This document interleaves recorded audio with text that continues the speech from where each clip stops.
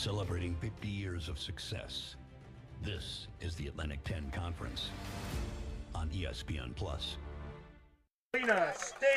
Welcome to day 2 of the Betterment A10 Championship Tournament. Live from the Billiken Sports Center, the regular season champs, the Loyola Chicago Ramblers, are set to take on Fordham. Alongside Hall of Famer Lori Blade, I am Colin Surrey along with you.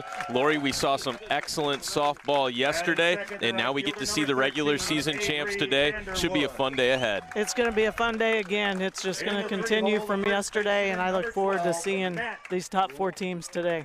We can't wait to see what's in store. We'll give you the starting lineups for these 2 squads, and first pitch coming your way right after this on ESPN.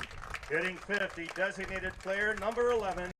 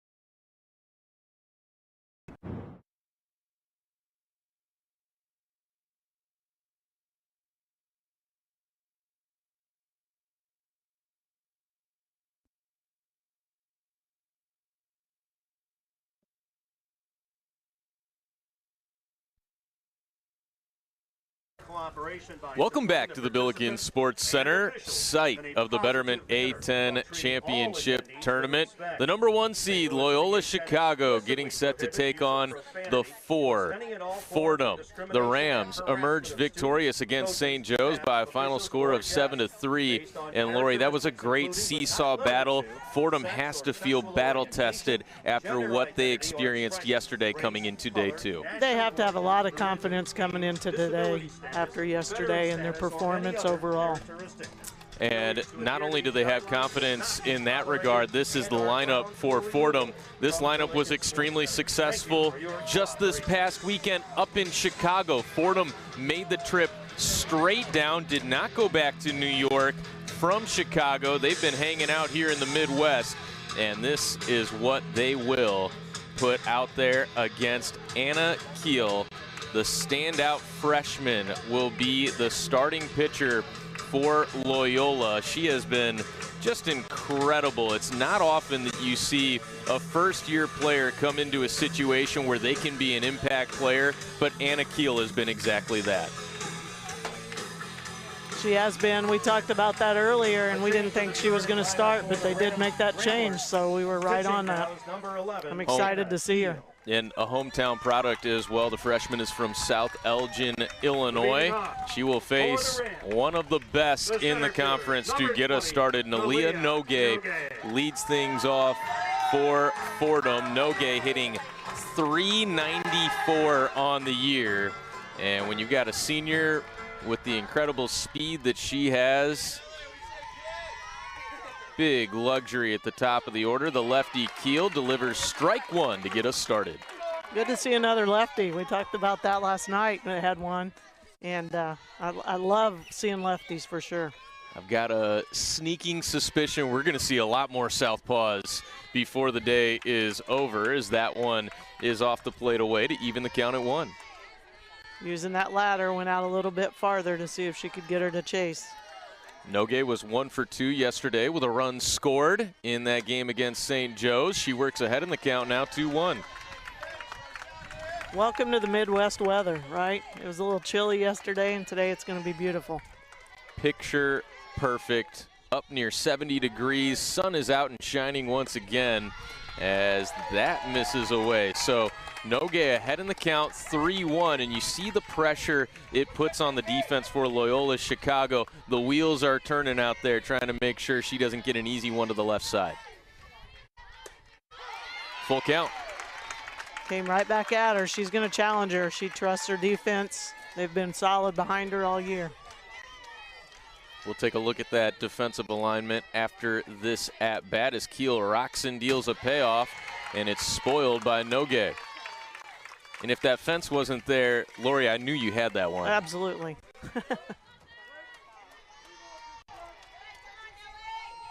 As we said yesterday, she's a tough out, so it's a good leadoff position for her. And she takes a leadoff walk and sets up Michaela Swan a chance to do something. And it will be interesting here as we take a look at the defense for Loyola Chicago. They have one of the best catchers in the entire country. Abby Gregus has thrown out 17 of the 37 runners that have attempted a steal on her this season. As that comes in for a call strike to Michaela Swan. So even though Nalia Nogue is an elite base stealer, do they dare try to take second base here? They have to respect her arm. It's a liner up the middle. Michaela Swan provides 2 base runners to begin the game now for the Rams, and they are in business with Nikki Sudol coming up. Nikki Sudol. She's seen that pitch really well and drove it solid right up the middle. So now all of a sudden Anna Keel under a little bit of pressure from left to right on the infield for Loyola. Casey Rigby is the third baseman. Ali Palowitz is at short. Liz Sudeikis at second, and Nat Lesnicki at first. In the outfield, Megan Piotrowski in left, Sierra Sass in center, and Avery Vanderwood in right as Sudol takes a call strike 1. I know it's early and she's only seen 2 kids, but her demeanor under this pressure for a freshman is impressive. Nikki Sudol batting just over 300 on the year, sends it up the middle on the ground, and that gets through. The first 3 have reached. They will hold the runners. They go station to station, and now it'll be a freshman standoff with Sadira Forcucci coming to the plate. How about Loyola using the large part of the field?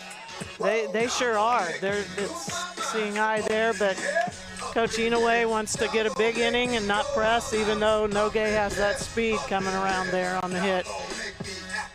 Fordham, rather, using the large part of the field, taking it right back from where it was pitched. And now a little visit inside the circle, and right now looks like Alicia Abbott is having a conversation with the umpires. We saw a play overturned where a runner had left the base early yesterday. I wonder if maybe this is the discussion here. I don't know, but that changed everything in that game yesterday. I don't know who caught that in the dugout yesterday for Dayton, but they sure deserve a pay raise after that one. And by the way, Dayton will play their arch Barron rivals, the St. Louis Billikens, coming up after this game. It will be a wild atmosphere for that one.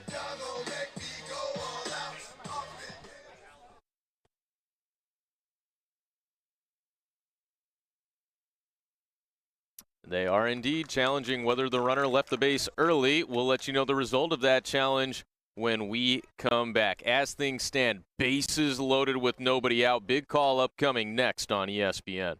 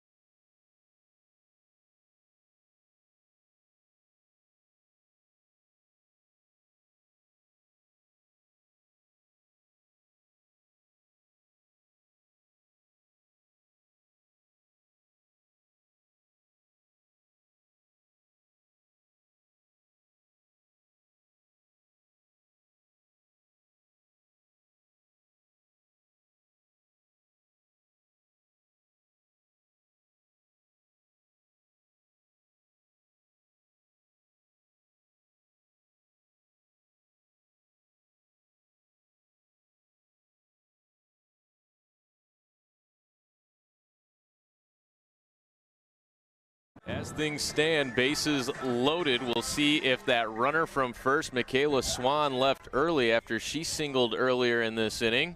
Here comes the call.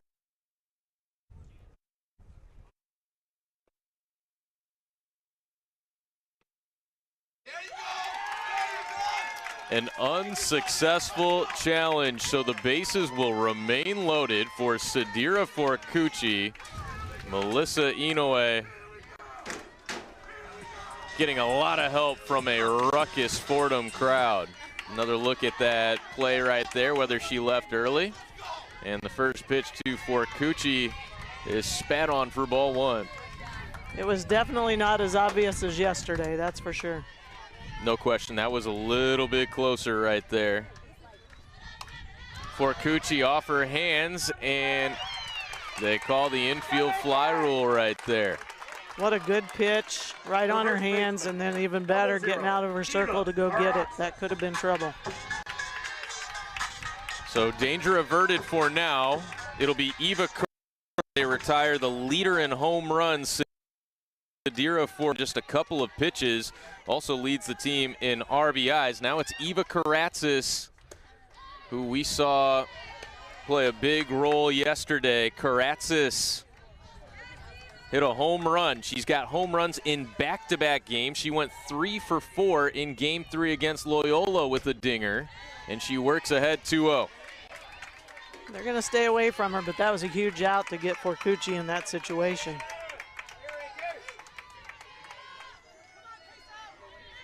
The senior from New York trying to provide a big hit. She's ahead 3-0. Trying to be a little bit too careful here. All right, Coach. Do you give the green light in this situation, or do you have to take a pitch? I think you take a pitch. That's just my opinion, but looked like Eva was taking all the way. That would have been a good one to offer at. It could have been, but she has a good chance to get another one right here. Keel working quickly. Her 3-1 is fouled out of play from 3-0 to 3-2. The bases are full of Rams. Sudol at first, Swan at second, and Nogue at third. All the way back here, so we got a full count. Still just one out, though. Pressure pitch is ball 4. Fordham strikes first in the top half of the first inning. The shortstop, number 25, Kate McGuire. That's a good take. Tough to do with full count, and I know you want to hit in that situation. Pass the bat. Kate McGuire, a doubles specialist, coming to the plate, and right away we are going to get a visit here as Allie Brems comes out of the dugout to have a conversation with her pitcher, Anna Keel. 4th straight tournament appearance for Loyola. They have won 20 games for 3 consecutive seasons, and Alicia Abbott was incredibly complimentary of what Allie Brems has done for this team. She really was, but I'm old school, and I still think of them being in the Mississippi Valley or Missouri Valley, but they're having some success in this conference at this time. They sure are, adding a little extra Midwest flavor. In fact, all of those Midwest teams make up the top 3 seeds in this tournament as McGuire sprays it over the right field sidewall. So a good job by Kiel to work ahead this time.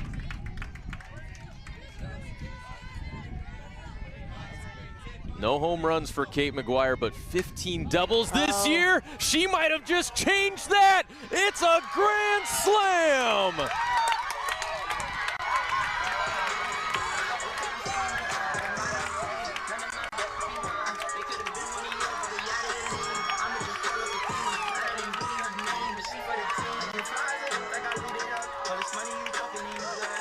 Well, excuse me, I spoke too soon on the home runs. No, yeah, you did. That's right. No, usually it's the other way around, but she had a good sequence there, fouled one off, and really got something right in her wheelhouse that she could pull down that left field line.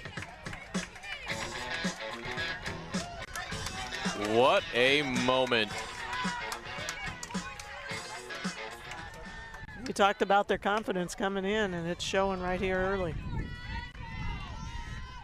Sophie Nesterik now taking ball 1. So a 5-0 deficit here in the first inning. A lot of game left, but the Ramblers, regular season champs, behind the 8 ball now. They are. I tell you what, though, I enjoy their crowd. They get into it, and they're colorful, and they're enjoying this moment. They sure are. They brought the energy from the first pitch yesterday. It's been a lot of fun to see just the exuberance from all of the fans here at the Billiken Sports Center. Makes it a lot of fun to be a part of. Close one. That buckled Nesterik, but Kiel watches the count go to 2-2. She did hesitate on that one.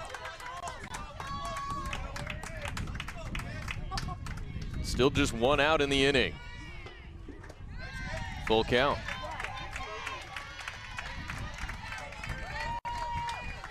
Sophie Nesterik is hitting 196 this year. The sophomore from Baldwin, New York, has hit a couple of homers to go along with 6 doubles. She inside outs this into right field. Excellent jump out there by Avery Vanderwood. She did. She hit that hard and it curved right, but they had her placed perfectly. Great job by the outfield coach. That's something that Loyola has really used to their advantage all year long. It's a very athletic team. They are capable of stealing a lot of bases when they're at the plate, but that speed translates to some really good outfield defense as well. It does. They rely a lot on their defense, and that you have to have that. You have to have the athleticism and the speed that you talked about when you're not going to get a ton of strikeouts. Now it's the Fordham right fielder, Morgan Volgraff, falling behind 0-2. Yesterday's star, Victoria Klimaszewski, on deck, representing the 9 spot in the Fordham order. Swing and a miss, but it gets away. Volgraff racing down to first, and she will reach. Tough pitch to handle there, going away from her for lefty. Designated player number 15, Rodriguez. Victoria Klimaszewski. Holly Beeman ran into a little bit of trouble early in the game yesterday, and Victoria Klimaszewski came in to relieve her. And in a tie game, she broke that tie with a 3-run blast over the right center field wall. Sophomore from Canada waves through strike 2. Keeping it out on her. That same thing they did yesterday till they missed one, and she made him pay for it.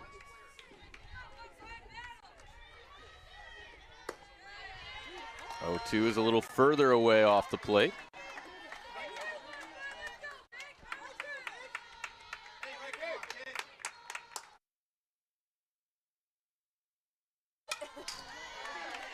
We'll do it again at 1-2. Nice play by Blue. Volgraff standing at first after the drop third strike. She has just 1 steal this year.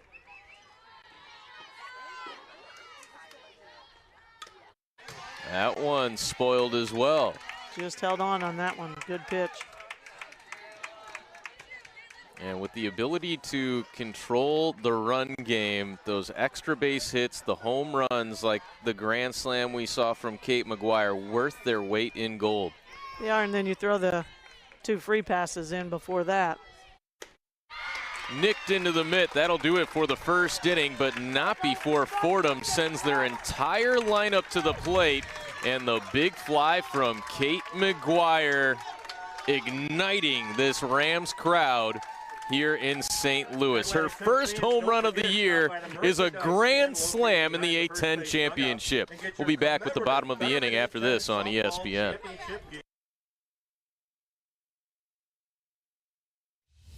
For 50 years, the Atlantic 10 has stood for more than competition, creating a legacy of leaders and legends.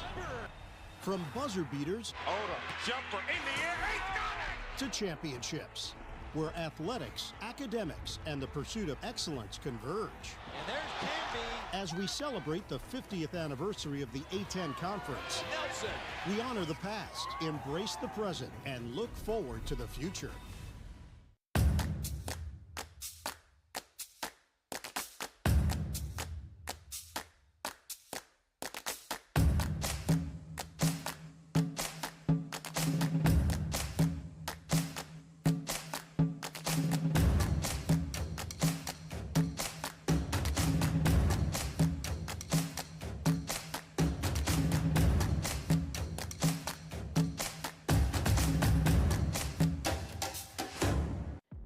Women are power. They're an unstoppable force. Champions of change, breaking down barriers, showing confidence in every move, and courage in the face of any challenge. They stand tall, they are fierce, and women are A-10 strong.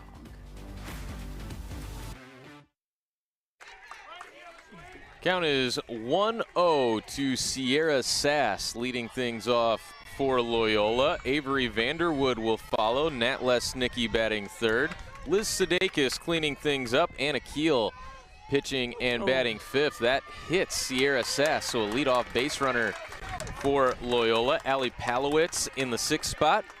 Rigby, Gregus, and Piotrowski at the bottom of that order for Alicia Abbott, the Atlantic 10 Coach of the Year in her 7th season at the helm of Loyola. So you fall behind 5-0. A leadoff base runner is a good start trying to chip away at that lead, Coach. It is. You don't want to start the inning like that. She just went in a little bit too far on her. First pitch to Avery Vanderwood is ball one, and that is an interesting setup right there for Avery. Can you shed a little light on maybe the strategy of that laid-off bat at address?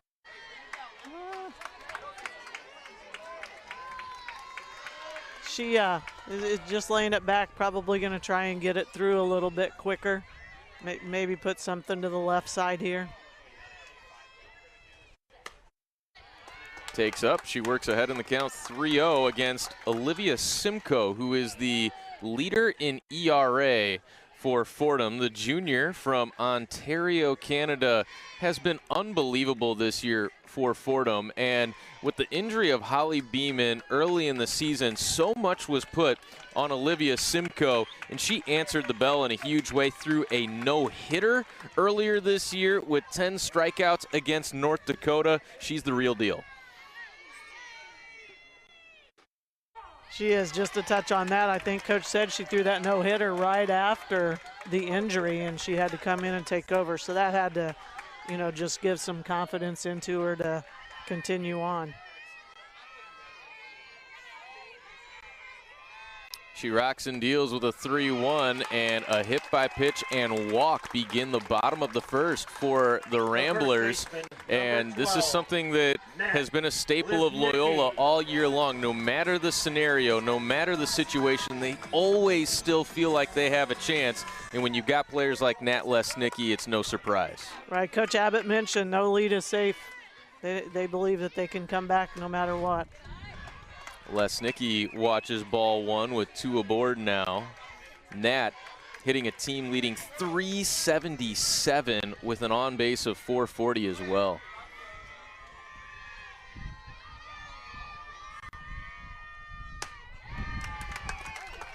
Simcoe having a little trouble finding the zone early. I was just going to say, I think Coach Inoue will be coming out, and here she comes. She has not only been the head coach of this Fordham team for 8 years now, she is also the pitching coach as Kate McGuire comes in to join the conversation, named Defensive Player of the Year. We talked yesterday about all the history, the 26th appearance in the A-10 championship this season for Fordham. They have been a mainstay on this stage, and it's the great pitching, the great leadership and coaching that has all made that happen. Yes, it is, and there's something to be said for that championship experience.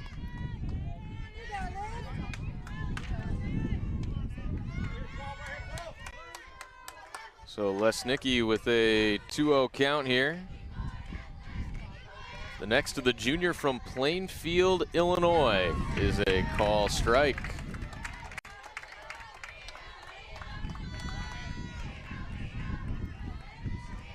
Lesnicki went 2 for 7 in that series finale against Fordham just this past weekend.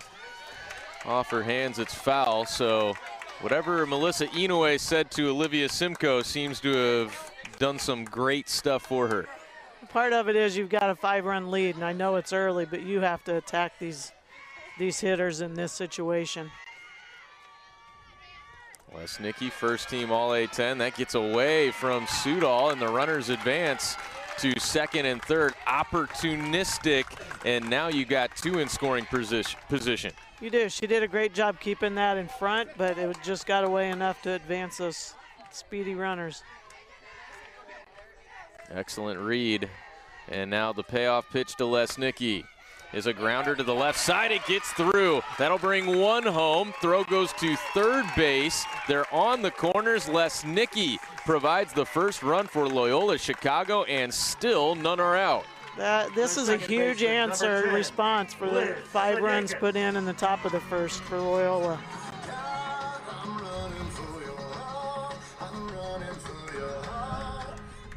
Little inside-out swing there, and it found that hole.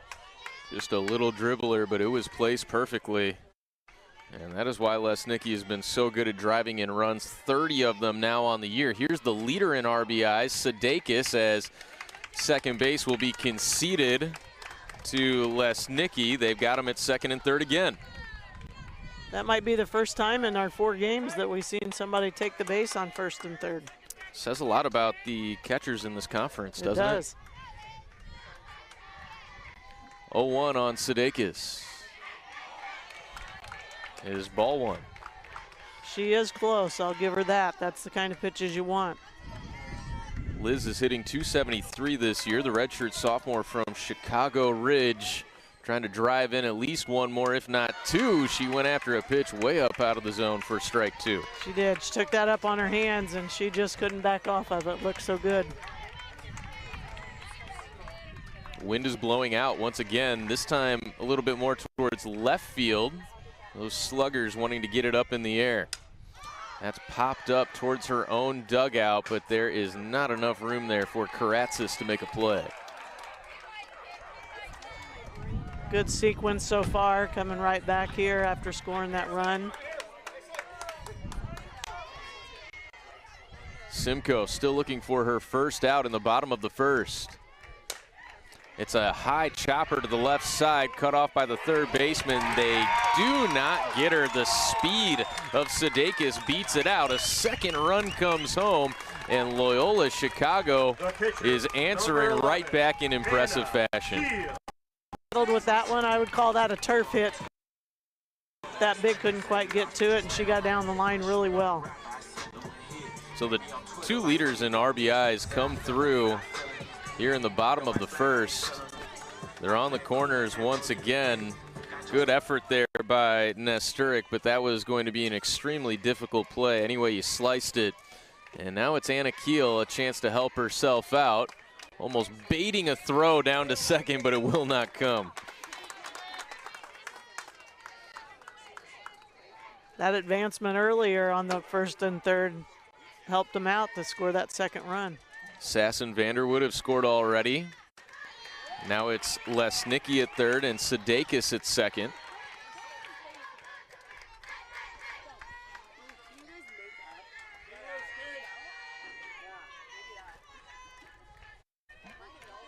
Simcoe ready with a 1-1. It's ball two, close.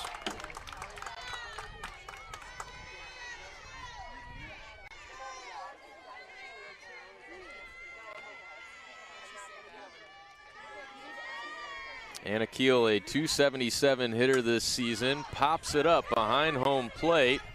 And there is room for the play, a little adventurous, but Sudal does make the play for the first out. She stayed with it. This wind is tough today, I will say that, especially in here. It's kind of swirling. And the sun is directly above us, staring up into that sunshine. Great play. They battle and get that first out. That's big for them. That's big time. Now Allie Palowitz at the plate. Couldn't catch up to that riser for strike one. Palowitz, a sophomore from Woodridge, Illinois. She is also a .277 hitter. She leads the team with 5 home runs. Had to go a little further up in the zone. This time she lays off it. Tried to climb that ladder and get her to chase again, but didn't work. Good idea, though, from Simcoe. Absolutely. Her 1-1. Call strike. That had some nasty action on it. It did. It just kind of dropped outside. So you see the 2 risers, and then that one with some excellent downward movement. She's got options on 1-2. Just a bit inside. Good place for it, though. She just went outside on that last one. She came back in. Kind of stunned her. She wasn't expecting that, but it was just off the plate. Palowitz has 2 in scoring position with 1 out and a 2-2 count. Here it comes. Fouled back out of play. Talked about that impressive ERA of just 2.58 for Simcoe on the year in 127 1/3 innings pitched, 70 strikeouts for her this season.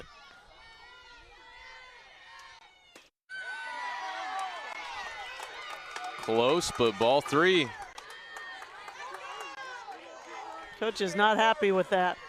She's close, but it's just off. I will say he's being consistent. Saw a tight zone in our final game yesterday. Looks similar in this one. The payoff is ball 4. They are loaded with 1 down for Casey Rigby. The third baseman, number 3, Casey Rigby. And, you know, it's interesting, Coach, nothing has been hit that hard in this inning either. You've seen the 2 singles back-to-back from Lesnicki. That one was a little more authoritative back up the middle, but Sudeikis a little bleeder through the left side. Other than that, it's been 2 walks and a hit by pitch. That's the part of this game. It's all about timing, placement. You know, you can hit a shot right at somebody and not get anything out of it for your at-bat, but then you can bloop something or hit some little dribble and it finds a hole and it keeps that big inning going. I think she took one off the shoulder. Nikki Sudal saluting her coaches. It may have went right off her helmet. You know, it's interesting. One of the things that we have seen from this Fordham team, tough, is one of the words that come to mind from what we've seen over these first couple of days. Gritty and tough for sure. They don't back down for anything. Here comes an 0-1 to Casey Rigby. It bounces in. Nice pick behind home by Sudal. She gloved that well. That gets away. You know this opportunistic Ramblers team was going to advance and bring another run home. Rigby, a sophomore from Huxley, Iowa. tied up with a call strike right under her hands. She got that inside called that time. It's been interesting. All these left-handed batters, everything's been away, away, away. She has worked inside a little bit to the righties. 1-2, got her to climb the ladder, and again, Sudol makes the play. They remain loaded with 2 outs, and after such a great start to this inning with 2 runs home already and nobody out, if Olivia Simcoe could hold this to just 2 runs and preserve a 3-run lead, that would go a long way for the Rams' chances. Sure will. If they don't push some more over here, they could look back on this inning and with the missed opportunities. Gregis now taking one right down central for strike 1. Talked about the prowess that Abby Gregis has shown behind home plate. She also has a home run, 4 doubles, and 9 RBIs this year. The redshirt junior from New Lenox, Illinois, same hometown as her head coach, watches ball 1 low and away. She's looking for something she wants here. Simcoe got her to swing and miss, and now getting out of this with just 2 runs of damage. Good pitch, just below the knees. Simcoe has the call. She leans and fires high, ball 2.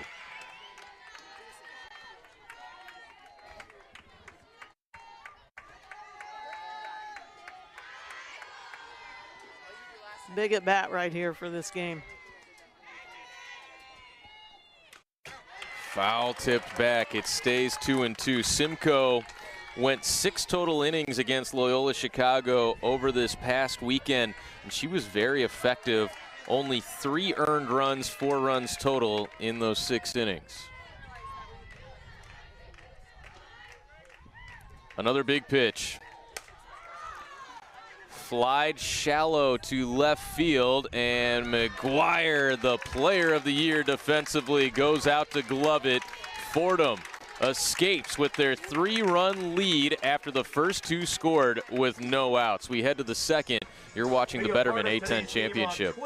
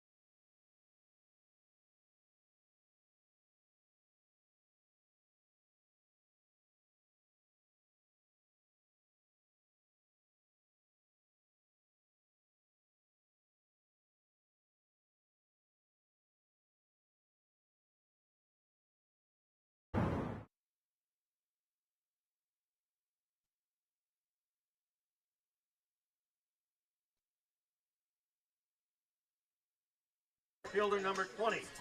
Welcome back to the Billiken Sports Center from Midtown St. Louis. What an entertaining back and forth first inning that was, and now we're right back to the top of the order for Fordham, but a new pitcher inside the circle for the Ramblers. It'll be Brooke Steinhorst taking over for Anna Keel after just 1 inning of work. A couple of coaches told us buckle up for this weekend, and that's so true. We're strapped, ready to go as Steinhorst delivers ball 1 to Nalia Nogue. Nogue, all A-10 first teamer, takes low and away. Call strike over the outside corner this time. As a coach, you want to see Nogue batting every inning, but defense, you don't want to see that. Especially when she gets a chance to lead off like she is in back-to-back innings here. A ball and 2 strikes, and you can tell with that approach from Nalia Nogue, never afraid to hit with 2 strikes. No, she's not. But that's two really good pitches to get ahead here. Nogue bounces it softly to third. Tough play, and it's a wide throw. That's what that speed does. Nalia Nogue reaches to begin the second inning. You know, it was so much fun talking with Coach Inoue about how everyone on campus knows Nalia Nogue. I think anyone who's come to the A-10 championship is going to know Nalia Nogue by the time this is all said and done. I would have to agree with that. We'll see now if she's going to rely on the bats or try to advance her with her speed. Swan takes away ball 1.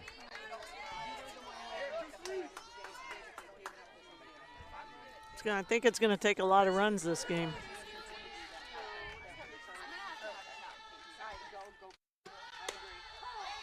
That one's a call strike. Very similar to the first pitch. This time gets the call. Swan singled her first time up and scored one of the 5 runs for Fordham in the first inning. Bunts it, but it does not give Gregus a chance to snag it. 1-2 now. More of a, not necessarily a sacrifice in that situation, still trying to advance the runner, but also try to get the hit out of the lefty.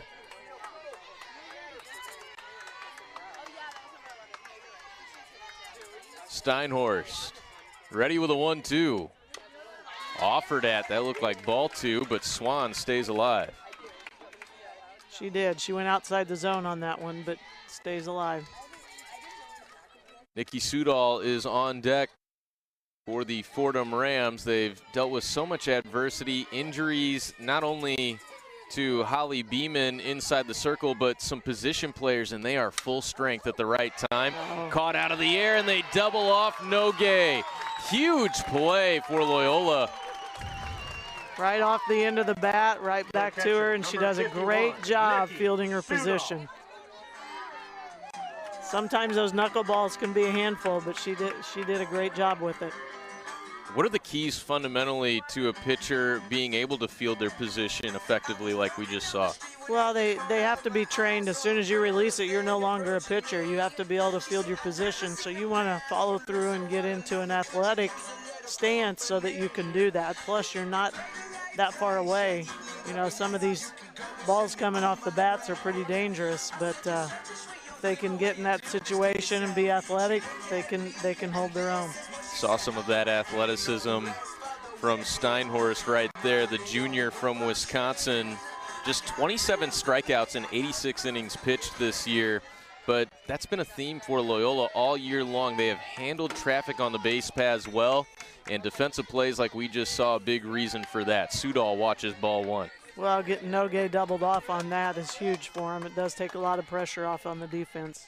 And think about from a standpoint, you know, against just about any other team, if you don't have Abby Gregus, Nalia Nogue is taking off on the first or second pitch with 34 steals on the year, trying to get that extra base, and instead she was still at first base and allowed that double play to happen in a way. I guess she could have been picked off of second base as well, but grounder here from Sudol, and Steinhorst faces the minimum after giving up a base hit to Nogue thanks to the double play. It stays 5-2. We go to the bottom of the second. This is the Betterment A-10 Championship.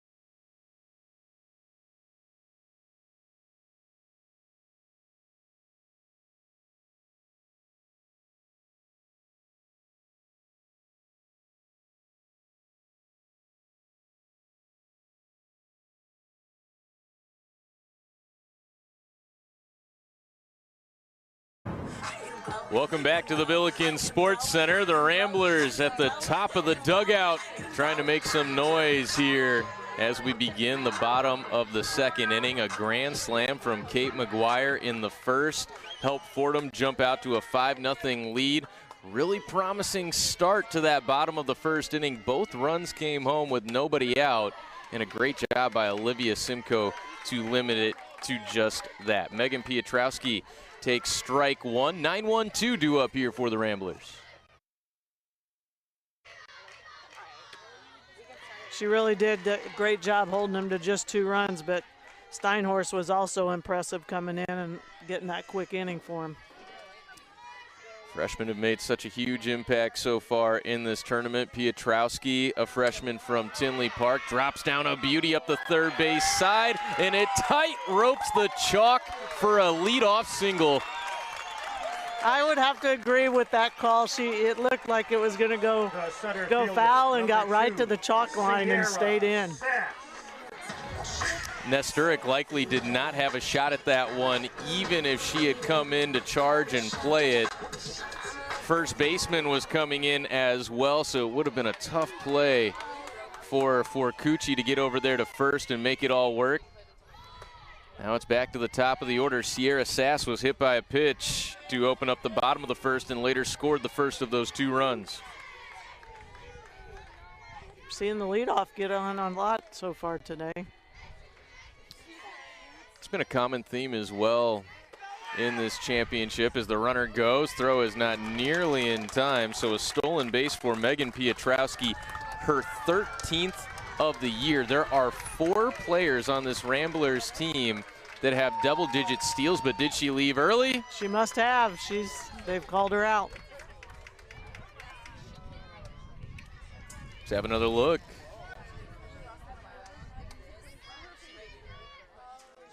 It was close, but it looks like she did. Just barely, but yes. Trying to get that extra step in there.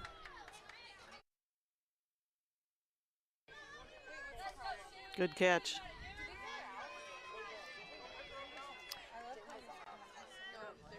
Changes things significantly here. Instead of a runner in scoring position with nobody out, the bases are clear, and now 1 down for Sierra Sass.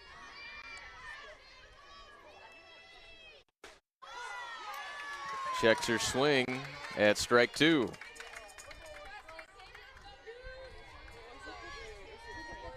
One. Excuse me. Guess it negates the pitch when the runner leaves early. And now 1-2. See, you were just looking ahead. Well, you had your moments yesterday where you were looking into the future. I decided, you know what, I got to get on your same level. Yeah. I do like how Simcoe's coming at him this inning, much more aggressive to get in that zone than she was the first inning. 1-2, just missed the low and outside corner. And with that lefty slap hitter, it seems like away is typically the strategy. It can be. Some kids will get up on the plate and poke that into left field, but most of the time they're looking to get a ground ball to the left side and beat it out. It's popped to the left side, and no chance there. Good diving attempt, though, by the left fielder. That's one thing you don't want to see with lefties. You want that ball on the ground. You don't want it up in the air. She's got to keep her hands up a little bit higher, and as she came back to the plate, you've seen her working on that. Swan giving a look at that. And that bounces in, and you can see why Sass is the leadoff hitter in this lineup. She will make you work, takes quality at-bats.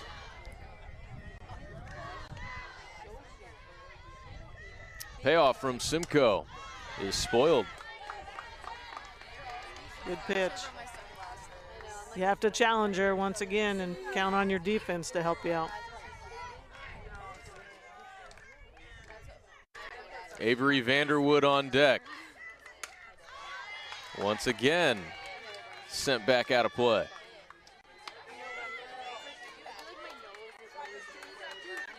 For the second inning, her pitch count's getting up there. Yes. Already.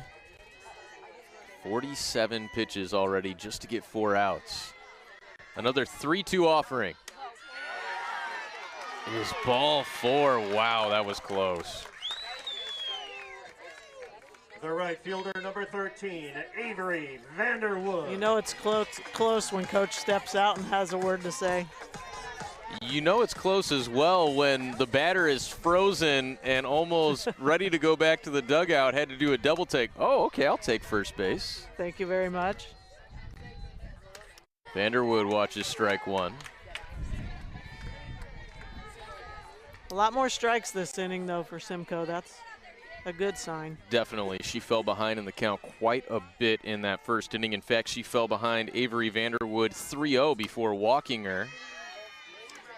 Sudol anticipating Sierra Sass attempting second base. 16 steals to lead the team for Sierra Sass this year. She is getting a good jump down there. She's only been caught once. 1-1 is lifted over the dugout of Fordham for strike 2. Just kind of getting underneath them. They're popping her up a lot.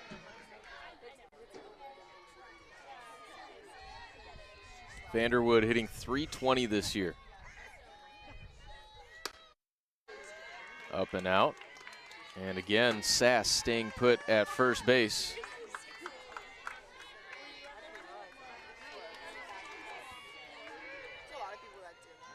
Counts 2-2 here with 1 out and 1 on. On the ground, foul past third. I think you might see a little bit more action had she been ahead in the count, but she's been behind the whole time.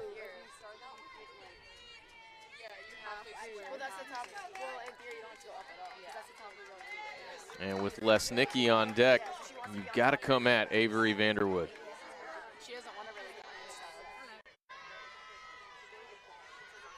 Simcoe's 2-2 pitch. Bounced foul off home. She's battling. She's seen a number of pitches. She may square one up here. Scrappy first couple of innings for Loyola. A lot of time spent in the field for the Rams. Quick top half of the second. The bottom has been anything but. Another 2-2. They get one at second. Turn not nearly in time to get the speedy Vanderwood, but how smooth was that by the Defensive Player of the Year, Kate McGuire? Sure was, especially with that speed coming into it. But that was hit hard, too. She had a lot of time. Made it look a lot easier than it was.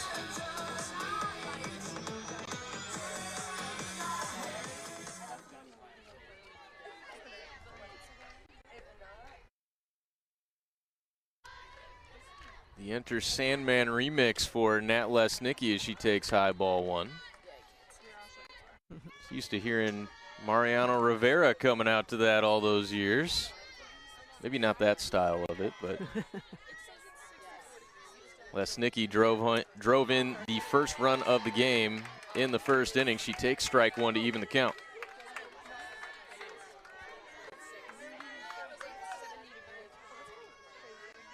Lefty heavy at the top of this order. Rolls in. Excellent job by Sudol. Very nice. Yes, it's interesting how they just put all the lefties in. Some coaches believe in alternating. They're throwing them all in at the beginning.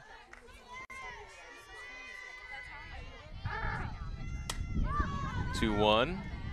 Fouled away.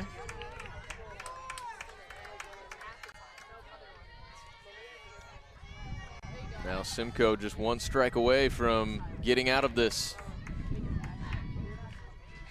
It's been a grind. Her 60th pitch of the game is wasted as well. It has been a grind on both sides. Nothing's easy right now. Checking that softball, it caught not the pole, but I'm not sure exactly what that is. Like a little platform right next to it, trying to make sure it didn't get cut up.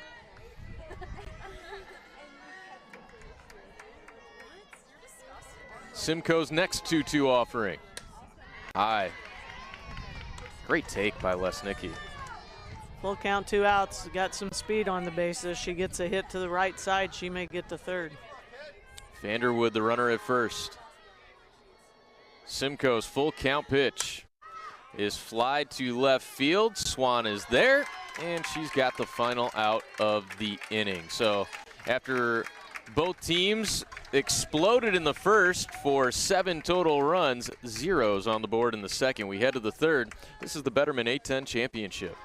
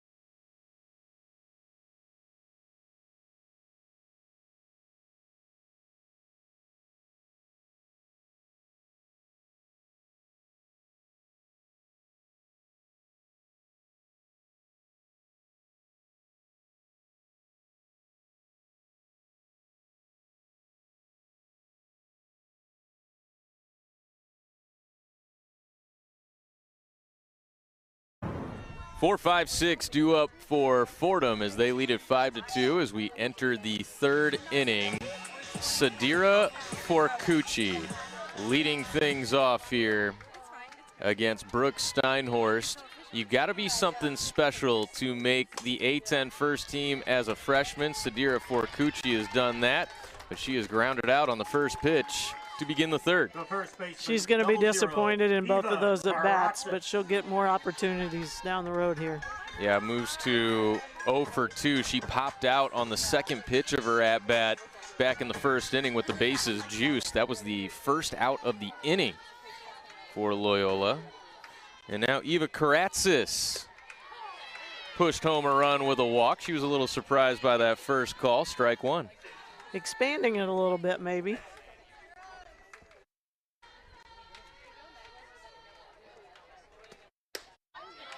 Going right back out there. Looked very similar, but it's ball one this time.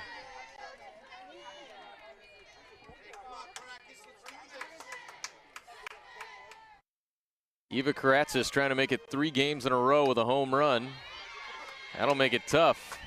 Just living out there almost near that righty's batter's box. Count moves to 1-2.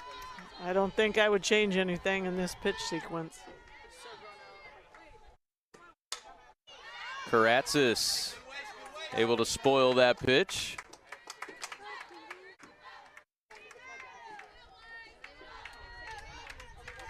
It's not necessarily what she's looking for, so she's just going to waste it. Does Steinhorst dare come in her kitchen here on a 1-2? It's outside again, 2-2. McGuire due up next.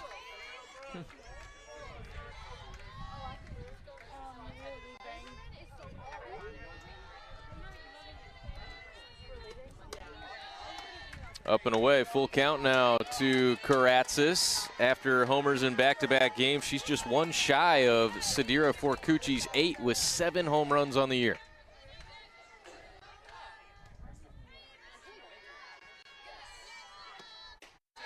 And she works a 1-out walk. She earned that one. She did. It was 0-2. Wasn't necessarily what she was looking for, and she won that battle to get on.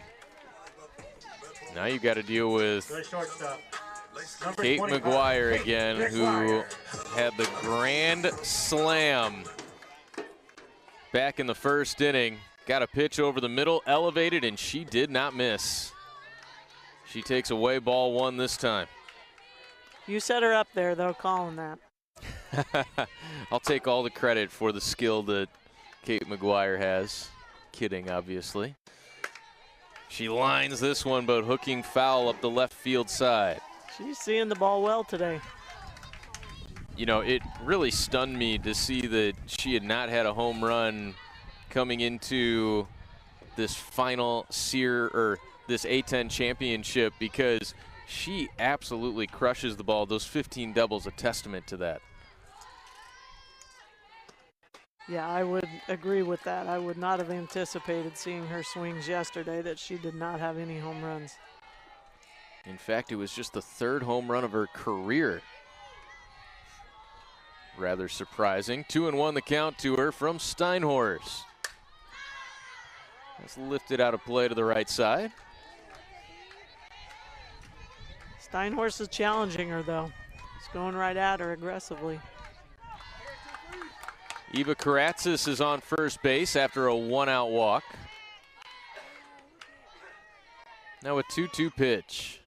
High. Tried to take a little bit off of that one, and it hung up.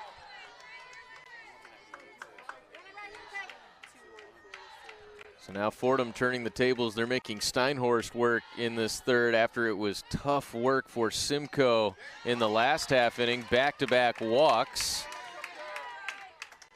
And they're at first and second for Sophie Nesterik. Sophie Nesterik. Both teams are seeing the ball really well. They're not really chasing too much out of the zone for either pitcher. And Laura, you mentioned this to me in between innings. A lot of traffic for both teams, but the free passes have been the difference. And now Fordham has that luxury again in this inning. Close to the low and inside corner, but ball 1. Usually it can come down to, in these close games, who takes advantage of those free passes, and so far Fordham's done that. Nesterik hit it harder last time up a line out to right field. She rolls over this to 3rd, step on the bag for 1, and they'll just eat it over there. Probably a good decision by Casey Rigby. The center fielder, Yeah, number sure 92. did a great job getting that lead runner. Colbreth. She might have had a chance, but I don't think she wanted to risk anything in it. Coach wants to talk about something here. And with Morgan Volgraf coming up and Victoria Klimaszewski, who we saw hit that big fly yesterday, you have to think that it is along the lines of, I want you going right at Morgan Volgraf. We do not want to pitch around again, potentially have another walk and the bases loaded for a power hitter on deck. Right.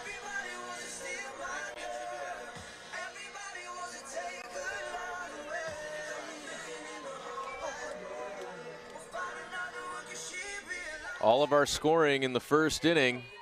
Fordham trying to change that here in the top of the 3rd. First of Volgraf. Ball 1. Staying away again. Try to get that little ground ball to the left side. Morgan struck out her first time up, but advanced to first on the drop 3rd strike. And right away, a 2-0 count for her. Last inning, she was right on the corner that whole time. This time she's just a little bit off. Faced the minimum thanks to a double play in the 2nd. Not the same story here. That's a call strike at the knees.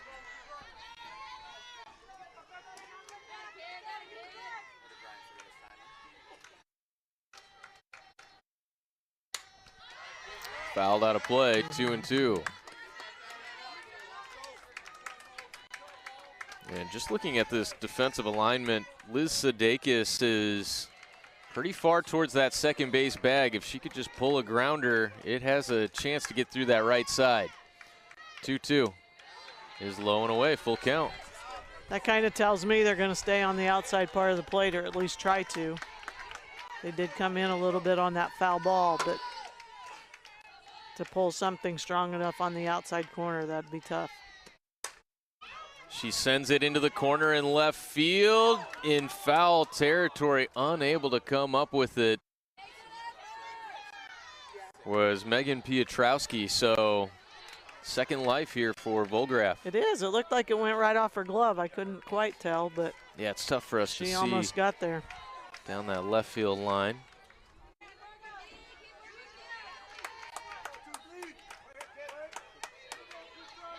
Still 3-2 with Klimaszewski on deck. Runners are going. Another big pitch is lined through that right side. It gets down for a base hit. McGuire gets the wave. Throw is cut off. It's 6-2. Fordham. Morgan Volgraf comes through. Getting a full count there was huge. The designated player number 15, Victoria. That gives McGuire a good jump off with the pitch since they were going with the pitch, and that may have been the difference in scoring that run and not. It probably was. That ball was stung off of Volgraf's bat. It got into right field quickly, but Avery Vanderwood didn't have a chance because of what you talked about on the run immediately. And this one will give nobody a chance as it goes off the wall. Klimaszewski brings home 2 more, and in the blink of an eye, Fordham strikes for 3 runs in 2 pitches. She was so close again. Same area of the ballpark. Number 20, Nalia Nogue. She got through it and got it all. Had a little bit too much of the plate on it, and she crushed it. You know, Lori, some players are just built for the big moment. Victoria Klimaszewski appears to be one of those players. She sure does. She sure does. Which is great to see. I love when kids get paid back for all their hard work and time and everything they've put into it. So an interesting dynamic taking place as this game moves to 8-2 Fordham. I've always been of the thinking that when you go into a tournament setting, certainly as you get to day 3 or day 4, the advantage turns towards that team that has the bye, but it's always scary facing a team that just played on this stage, on this field yesterday. You've had a little bit more time off, and it appears Fordham in rhythm here as Nogue grounds back to the pitcher. Steinhorst takes care of her, and it stays an 8-2 ball game, but a big 2 RBI double from Victoria Klimaszewski has given the Rams some more cushion. We head to the bottom of the 3rd. This is the Betterment A10 Championship. Going beyond what is expected. Looking within to achieve what was thought impossible. Recognizing the truth of what is and the beauty of what can be. At Loyola University Chicago, we are illuminated by faith and eager to serve, ready to define what's next. Harnessing excellence, radiating brilliance. Loyola University Chicago. In high school, I studied hard so I could have a career that would make a difference, but I hadn't seen enough of the world to really find my purpose. When it came to college, I was ready for a new adventure. I found it at Fordham. Suddenly, I have this big traditional campus and all of the opportunities of New York City. I'm beginning to see that my future lies in advocating for kids. Fordham hasn't just opened my heart, it's opened my whole world.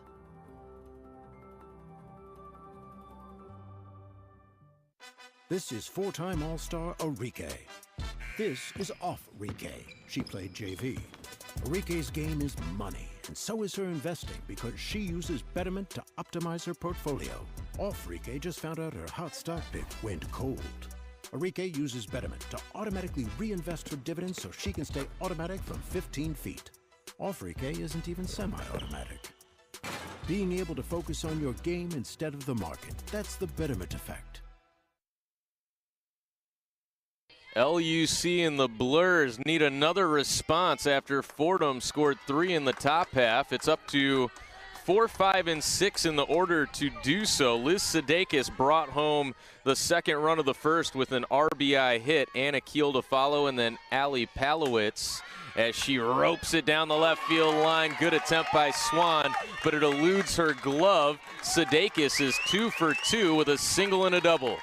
They responded really well the first inning to come back and get 2, and they're off to a good start here with the response in that first at bat.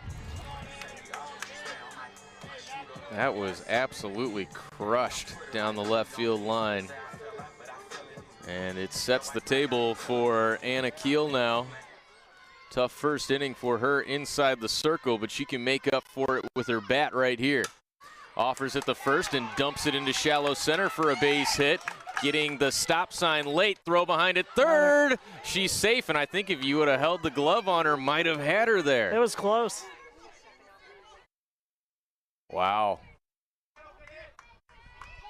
So they're on the corners with nobody out, and this is exactly what Loyola wanted to see. It is. She rounded that base hard. Last minute held up and just barely got back in there. And if that throw immediately came to third, looked like there was just a little hesitation to get it there, probably had Liz Sudeikis. And now Fordham's going to slow things down a little bit. She was kind of in between whether to dive back in or not, too, and that makes it tough. Yes.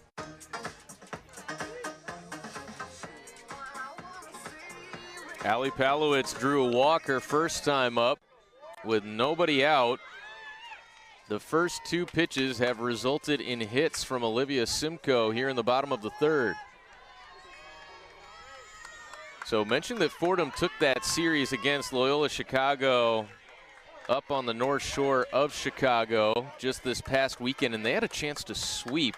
Loyola exploded for 10 runs in that game. This one is headed in that same direction. I watched one of the games, I can't remember which day, but it was very similar to this, where there was a lot of runs scored and just a grind for pitchers on both sides. It was probably that final game of the series then, as Simcoe comes home upstairs to Palowitz 2-0. Somebody has to be warming up out there. Holly Beeman did not pitch a ton yesterday before she was lifted from that ball game. Simcoe has it fouled back by Palowitz. I'm sure Coach would like, with an 8-2 lead, get away with, not using her too much again, but we'll see. Loyola's really responded well in this inning. That's fouled back as well. So from 2-0 to 2-2, and worth noting that Elizabeth Gazier is also an option. We did not see her yesterday for Fordham. It was Klimaszewski who came in and did it both with her arm and the bat, like we talked about. 3-2 now to Palowitz, and precarious position here because you don't want to load the bases up with nobody out, but if you groove one to Palowitz, she can send it over the wall.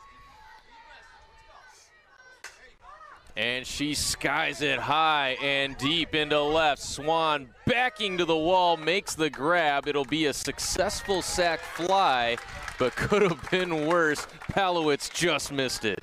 She did. She got it up in the wind, just wasn't enough, but she did hit it hard and a mile high.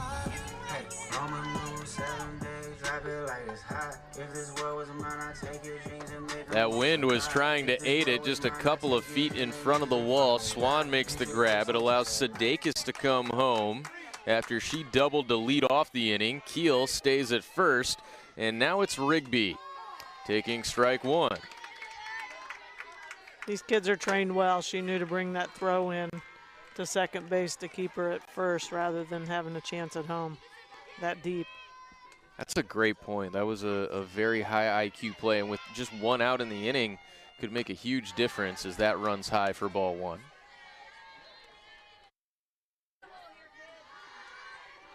Rigby popped out in foul ground. Sudal made that nice play, staring straight up into the sun. 1-1 is offered at and fouled back. Went down to try and get that one. Seen Simcoe really use all parts of the zone, and it's been very consistent with who the batters are. She is staying within the game plan, it appears. She is. She's just thrown. She's gotten deep into counts trying to get them to chase, and they just haven't bid on it very much, and that's part of the reason why her pitch count's getting run up a little bit. But she's also not giving them too much of the plate at a time.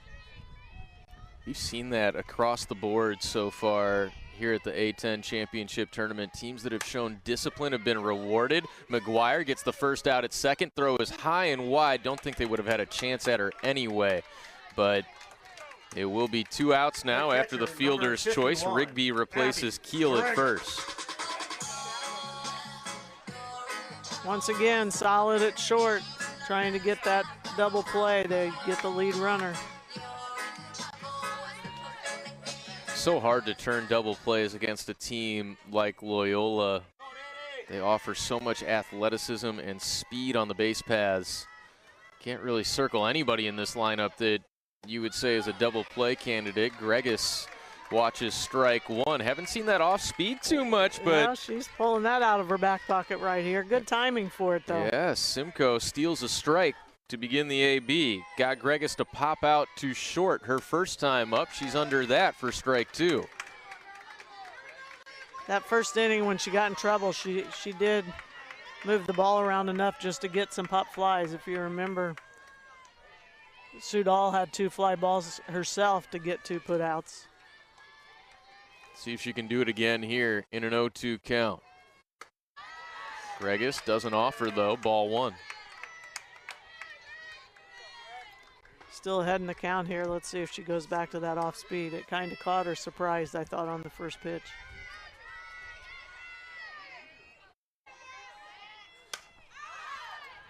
She goes with the heat instead, and the count remains 1-2.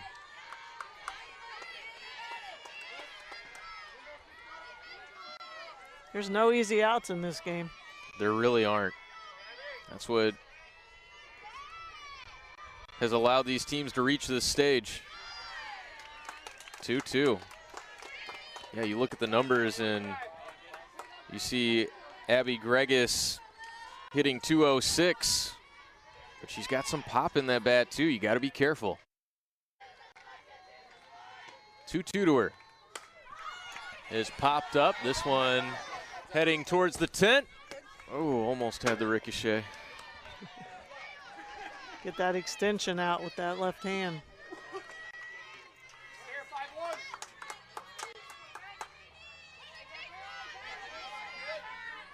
Still 2-2 here.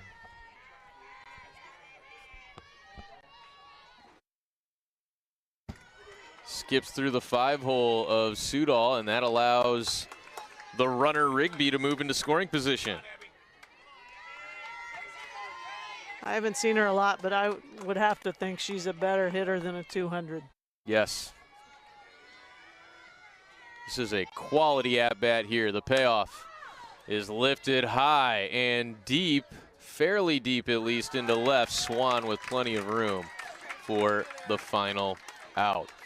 So Loyola gets a run after the leadoff double from Sadakis. Palowitz brings her home with a sac fly, but a good job by Simcoe again with traffic out there. It's an 8-3 Fordham lead. They'll look to add on when we come back.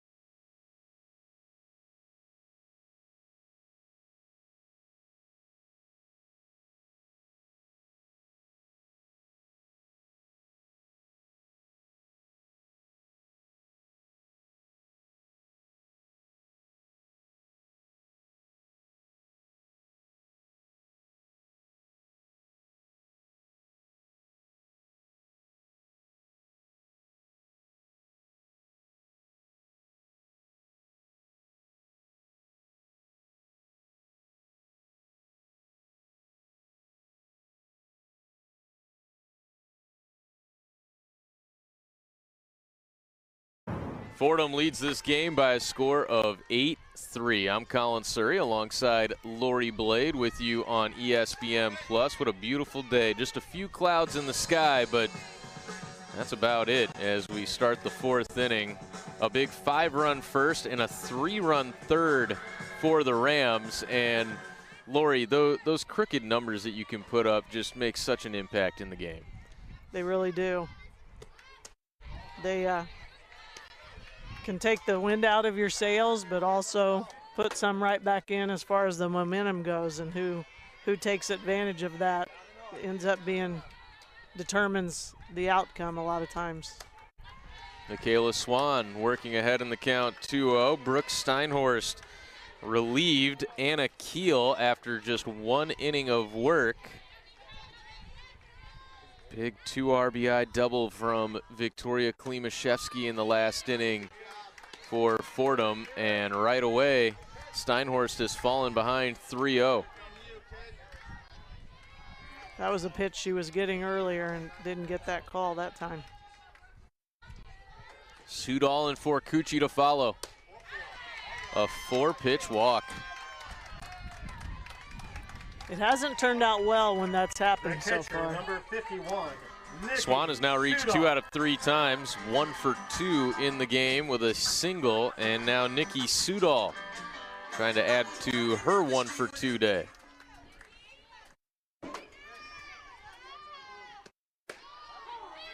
Call strike to begin Sudol. I think she would take that pitch back. Steinhorst next is offered at. Looked like it was going to be low, but it's 0-2 instead.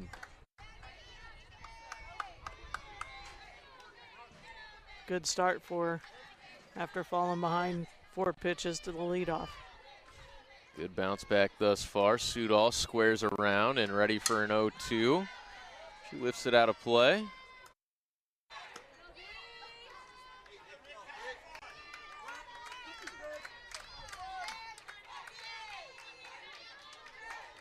Synergy of this Fordham lineup on display. They've scored with the top of the order. They've scored with the bottom of the order. Sudol grounds it deep in the hole to short. Long throw, and they got her by a quarter step. Excellent throw by Allie Palowitz. That was a great play because she actually took a step towards second thinking that the runner was going and came back to get it and make that play. Strong arm.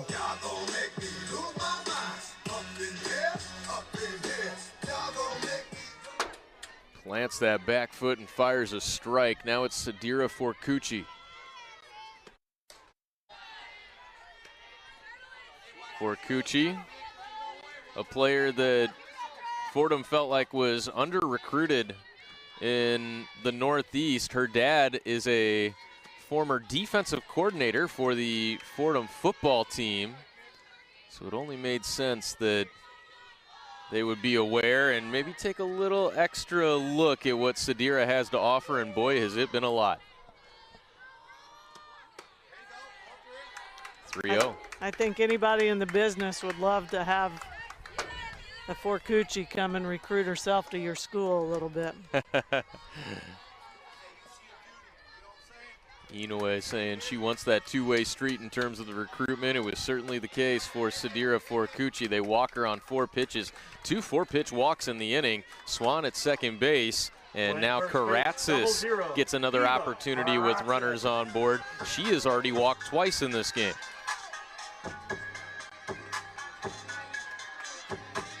Coach Abbott's going to come out and have a talk.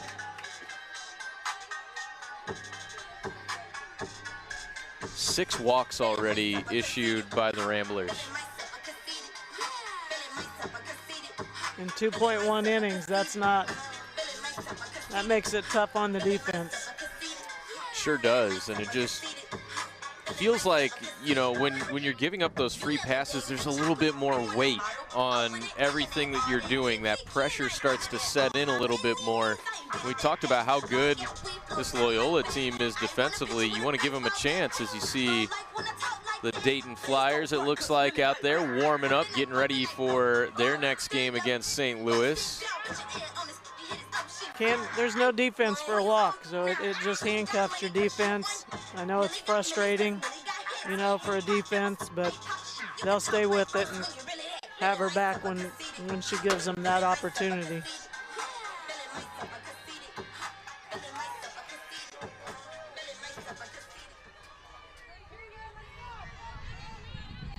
Can Brooke Steinhorst come up with some big pitches to Eva Karatzis?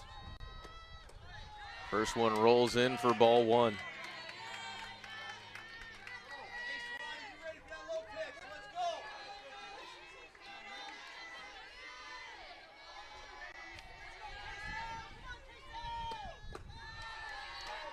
Ball two. Karatzis was a second team All A-10 member last year. She has earned that distinction once again this season.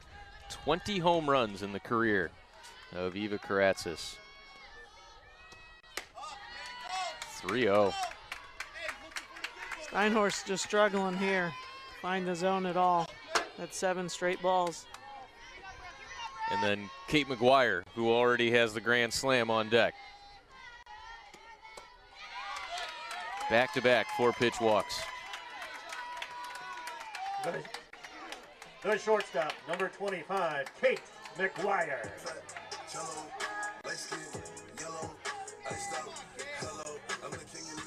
Not very often in a game do you hit a grand slam and get another opportunity with the bases loaded. Famously, a guy just down the street got that chance out in LA, I believe it was, though, but Fernando Tatis hit 2 grand slams in 1 inning back in the day for the St. Louis Cardinals. One of those records that feels unbreakable.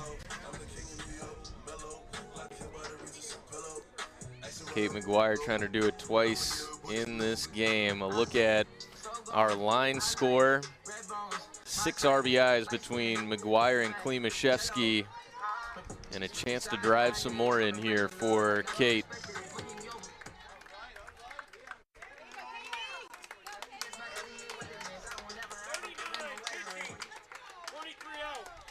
So we are going to see our 3rd pitcher of the game for Loyola Chicago. And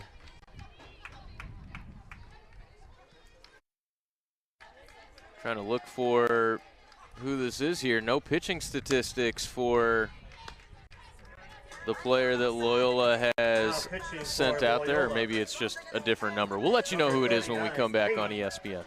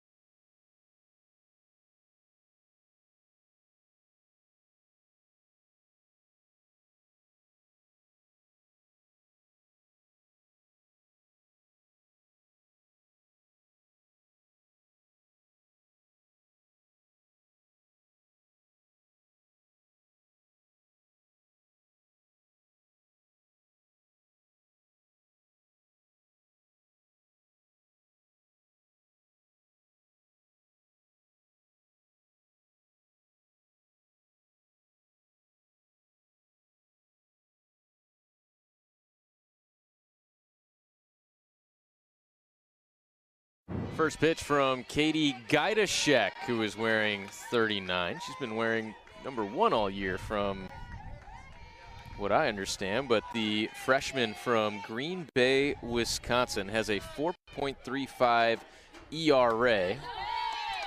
Evens the count up at 1 to Kate McGuire with the bases loaded. Gajdaszek has opponents hitting .276 against her. She is 1 strikeout off the lead of Anna Keel's 54. 1-2.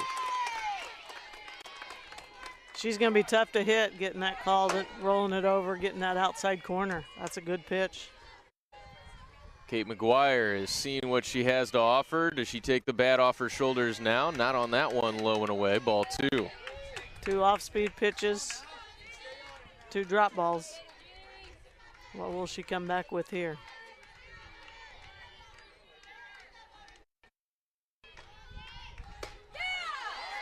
Away, full count with nowhere to put Kate McGuire.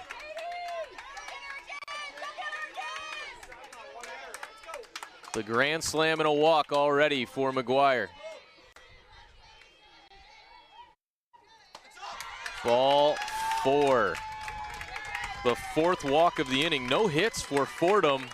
They push another across. It's 9-3. Sophie Nesterik.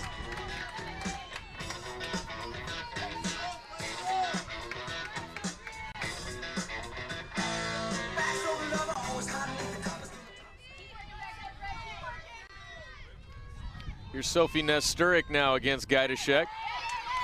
That splits the plate for strike 1. She got ahead on McGuire last time. Let's see if she can continue to attack him. Nesterik is 0 for 2. Fooled her with strike 2. Pulled the string on that one. Options for Gajdusek now. Away. Good stab by Gregus. Sure was. That one about got away from her.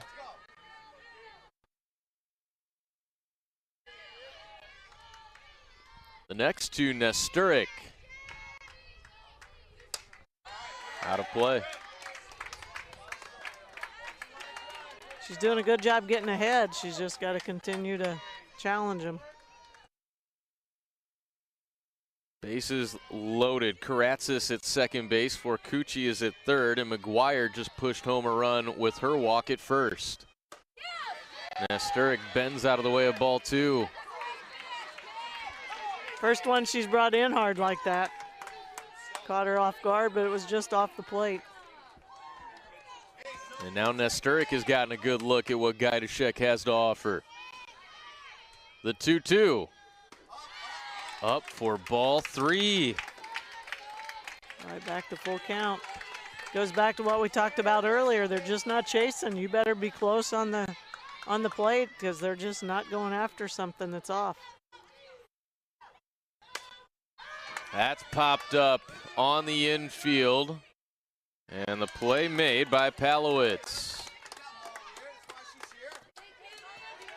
Good pitch to get her to fly out and not do any damage at all. Kept it on the infield. Morgan Volgraff. And now Morgan Volgraff coming to the plate. How about that at-bat that Volgraff had her last time up? Worked a full count, came up with the RBI single, and then that gave Klimaszewski the chance to come up with the big 2 RBI double. It's that synergy of the lineup that Fordham is displaying right now. It was a good at-bat, and it was good for her to get the RBI, but all that more important for her to push it to the next one, who's had the hot bat for 2 days now. What's that? Pinch runner here.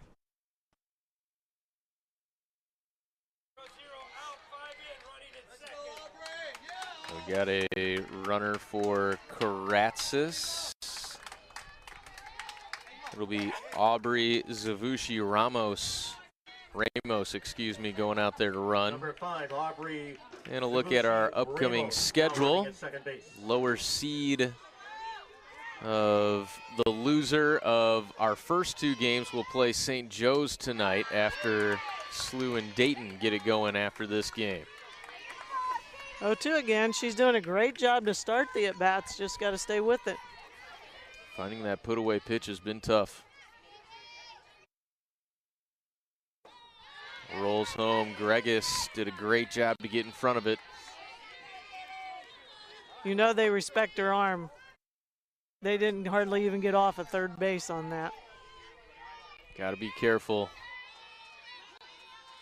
with what Gregus is capable of. The 1-2 is fouled off of her mitt. She couldn't quite squeeze it.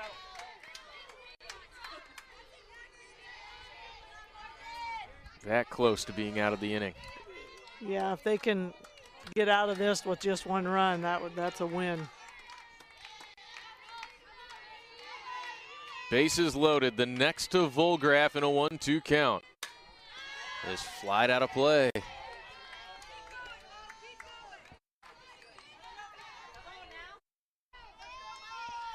Love her demeanor at the mound, on the mound here. She struggled a little bit after getting ahead, but she's not backing down to him. Oh, wanted it but won't get it. 2-2. It was a good pitch. I don't know if it was a strike, but I tell you what, they have some confidence in that off-speed pitch to throw it with the runner at third. Next to Volgraf. Runs inside, throw behind, ricochets away. It's yet another full count with 2 outs. That one looked like it may have hit for Cucci. She felt it if it did. That was a quick release and getting it there. Runners again will be going. Full count, 2 outs. Helped them out the last time.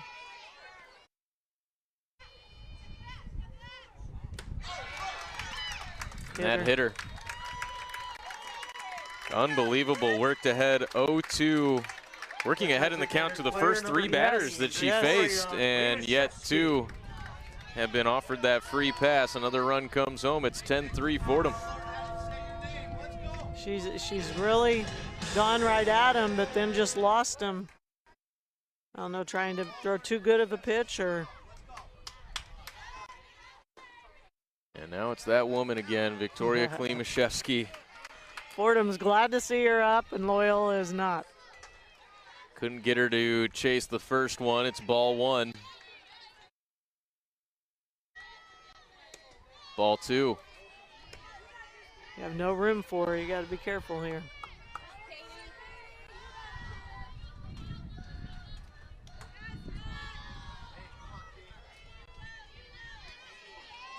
To Klimaszewski is ball 3.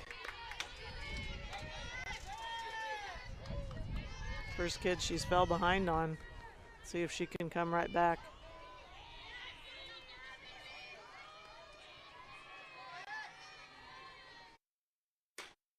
That's a call strike. Oh. Throw behind to third, not in time. She's not afraid to show that arm off. I love it. Yeah, that'll wake you up. How about Klimaszewski over her last 4 games has 8 RBIs. 5 of those coming against Loyola. She waves through strike 2. Look now, we've got another full count. We do. They'll be off and go. What a good time to get hot with the bat, though.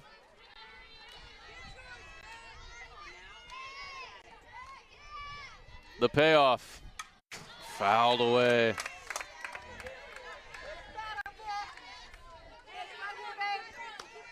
Six-game hitting streak going now for Victoria Klimaszewski.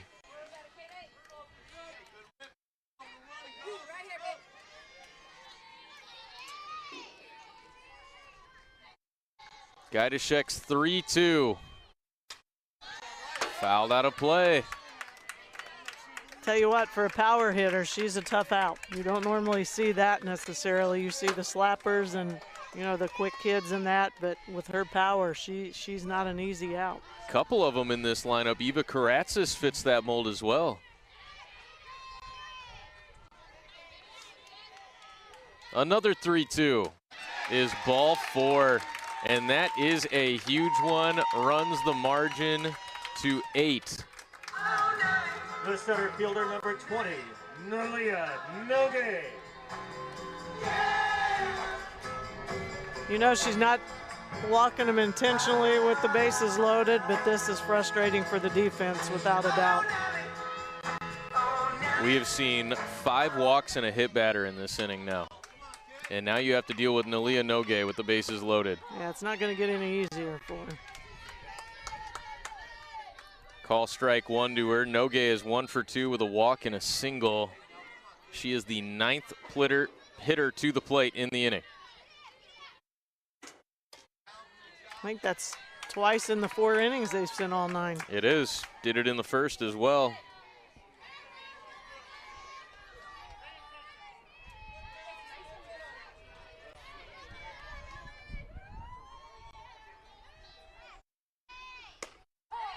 Call strike 2. Nalia Nogue leading the conference in hits and batting average this year.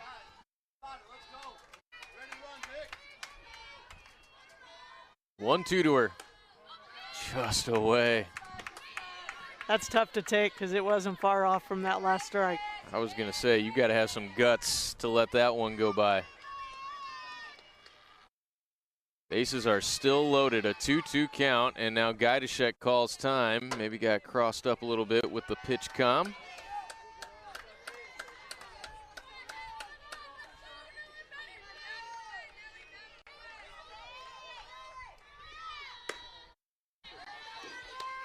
Three and 2. 2 outs, full count once again. Runners will be going. Puts even more pressure on with the lefty up. We've sounded like a broken record in this inning. And Nogue makes her throw another at 3 and 2. Just how good Fordham is seeing the ball at the plate. She has 32 pitches this inning.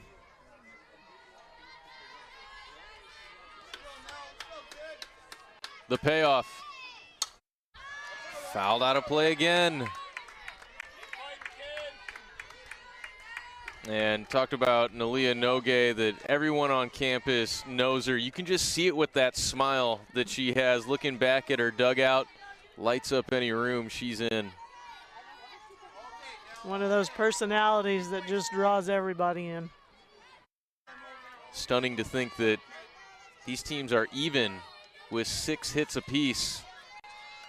Margin on the scoreboard would make you think otherwise. Another 3-2 from Gajdusek to Nogue. Sent straight back over the fence. This dugout is ready to explode over here for Fordham. The energy, you know, and it starts with the fans for the Rams, but from their dugout as well, it's just been contagious. It's ball 4. This is incredible. The left fielder, number 24, Michaela Swan.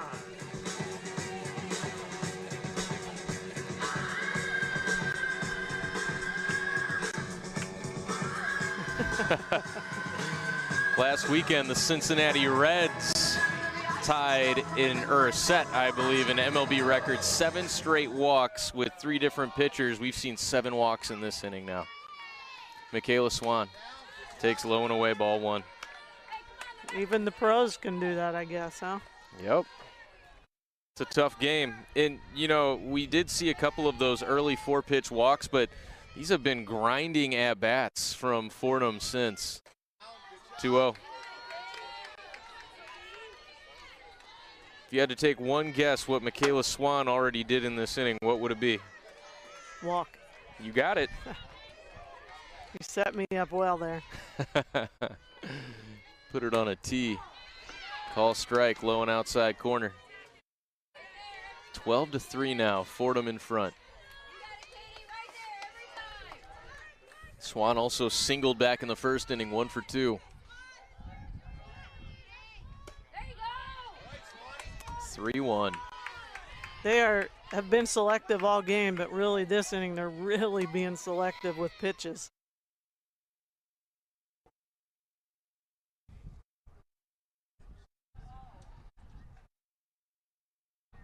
Regis headed towards the dugout for a different piece of equipment.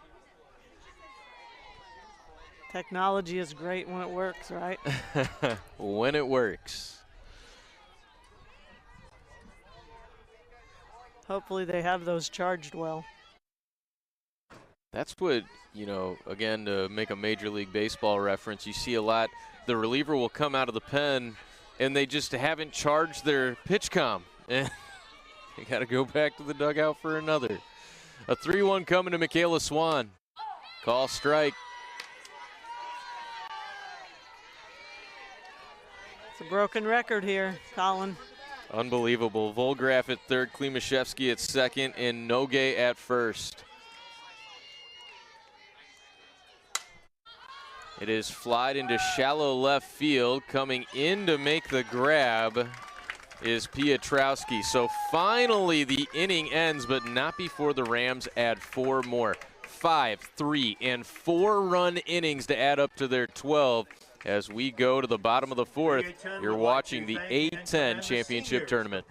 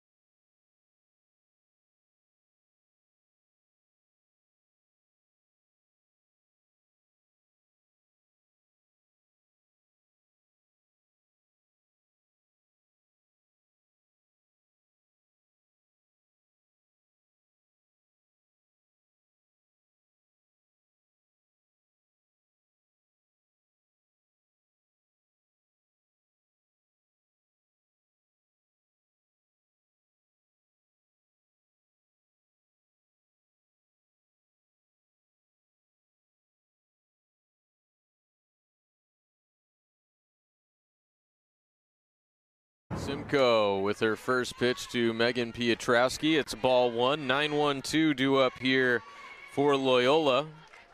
They trail at 12-3. It's been a while since she's pitched, so we'll see how she settles in again. It's a tough thing to do. Lose that rhythm sitting in the dugout for what felt like a half hour in that last half inning. 10 to the plate for Fordham. Walks galore. And now it's 3-0 to Piotrowski. Megan singled her first time up.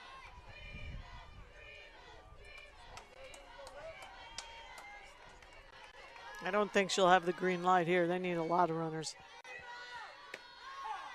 She does indeed. Watch strike 1 just above the belt.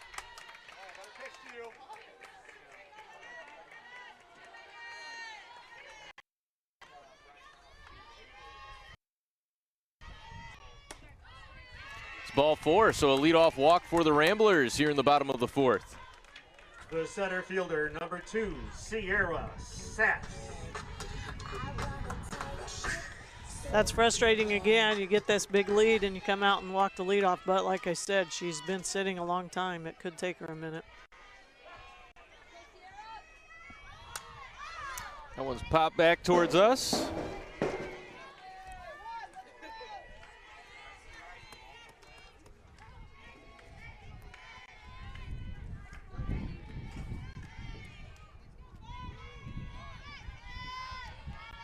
Sierra Sass has been doing her job at the top of the order. She's been hit by a pitch and walked.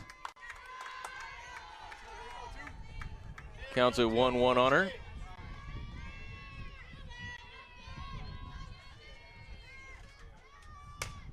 Bounces it to the left side. McGuire got to go quick, and that's why she's the defensive player of the year. 1 down.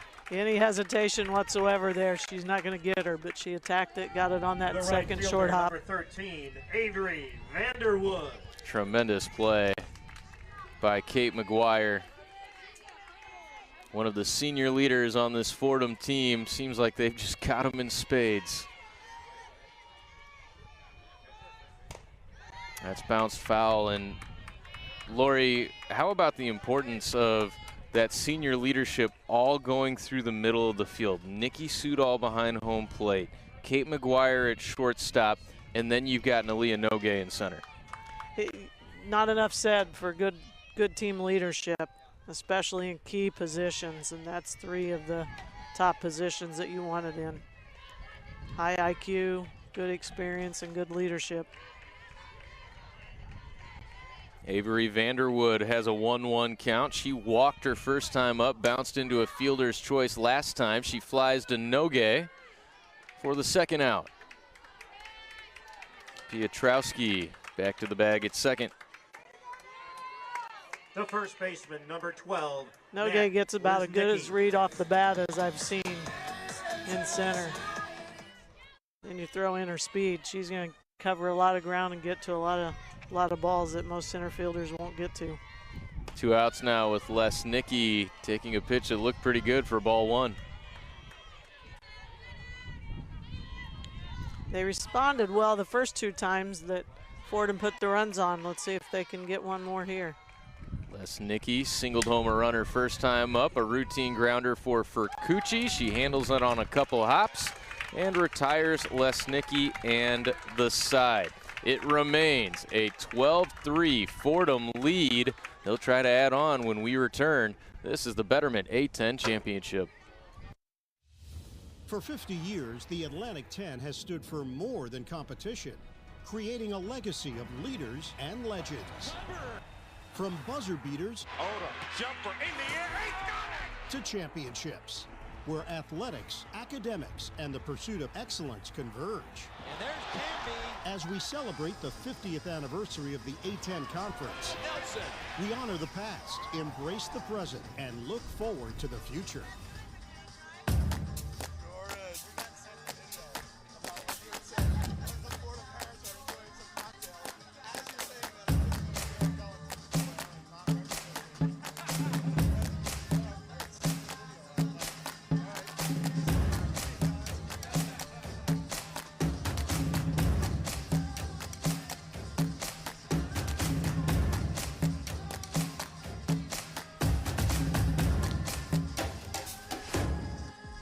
Women are power.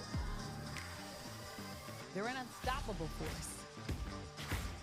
Champions of change, breaking down barriers. Showing confidence in every move and courage in the face of any challenge. They stand tall, they are fierce, and women are A10 strong.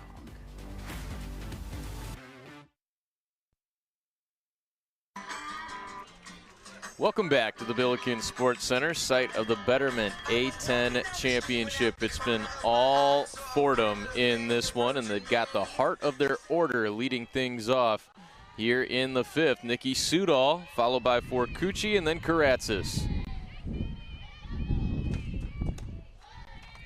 First pitch is low, ball 1. Fordham's been a handful up and down the lineup today. 4th time to the plate for Nikki Sudol, leading off the 5th inning. That'll make it 1-1. Gajdusek is the 3rd pitcher that Loyola has used. Keel started the game. She was chased after the 1st inning. Brought in Steinhorst to replace her, and now it's Gajdusek. Inside outs it into right field. Diving quickly, and the basket catch made out there. Good adjustment at the last second there by Vanderwood. It was. That ball just started dropping out of nowhere quickly.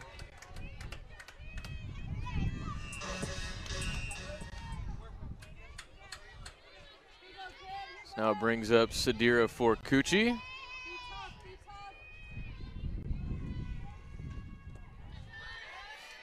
First pitch is ball 1 low. Furcucci still in search of her first hit. 0 for 2. She did walk and score a run in the last inning. If you'd have told me they had 12 runs on the board and she didn't have a hit, I wouldn't have believed you. Isn't that amazing? 1-0 is ball 2 inside. Furcucci came into today hitting .358, a .457 on base, and .606 slug. Incredible slash line as she checks her swing at ball 3 high. And what year is she again? Just a freshman. And a first team all A10 selection.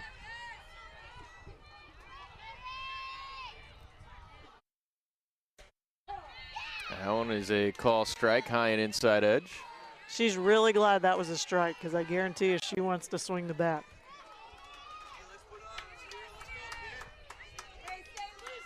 See what Sadira does with this chance on 3-1 against Gajdusek. Off her hands, fouled into the crowd for strike 2.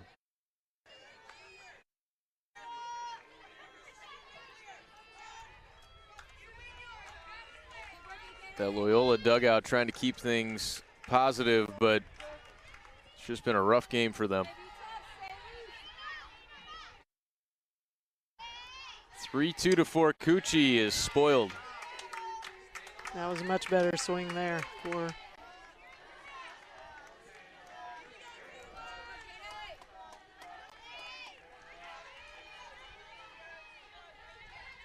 Forcucci hit 2 home runs against Loyola in their series.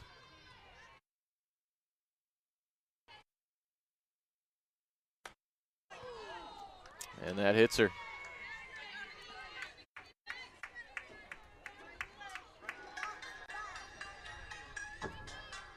not when you want to take a hit when it's full count. 3 balls. Yes. Might as well move out of the way of it, but something tells me the brick wall that Sadira Forcucci is unaffected.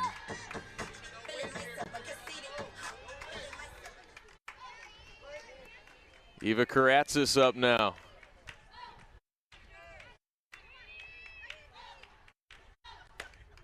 First pitch to her is away, ball 1.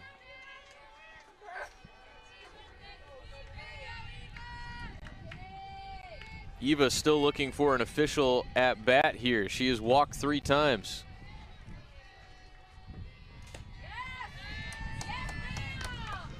She's halfway to a 4th.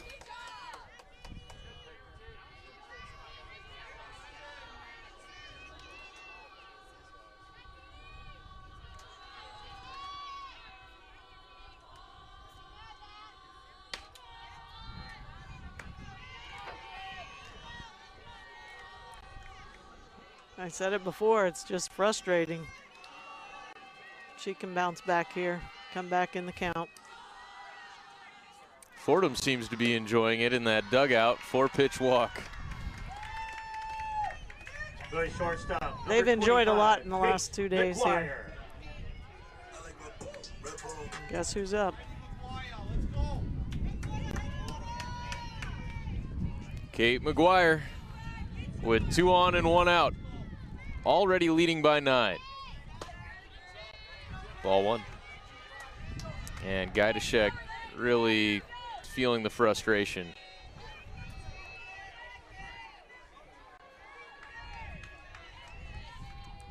Five RBIs, 3 runs scored for McGuire after the first inning grand salami. You can't see the frustration in her face, but she has been close in several pitches. But they're just not chasing anything that's not what they want. 3-0.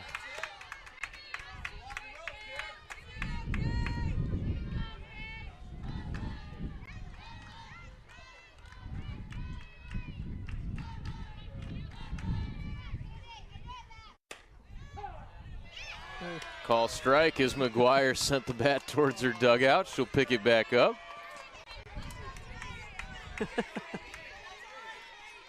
Hopefully he's not too offended by that. Gotta have thick skin if you're behind home plate. The 3-1 is certainly high, so a third free pass in the inning has loaded the bases for Sophie Nesterik. Sophie Nesterik.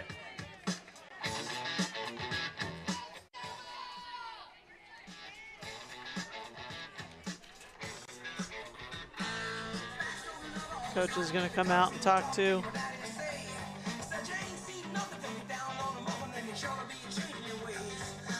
Talk about seeing the future. When you select one of your walk-up songs as Walk This Way, when we've seen about 12 of them. It's all about timing, Colin. You keep telling me one of these days I'll listen.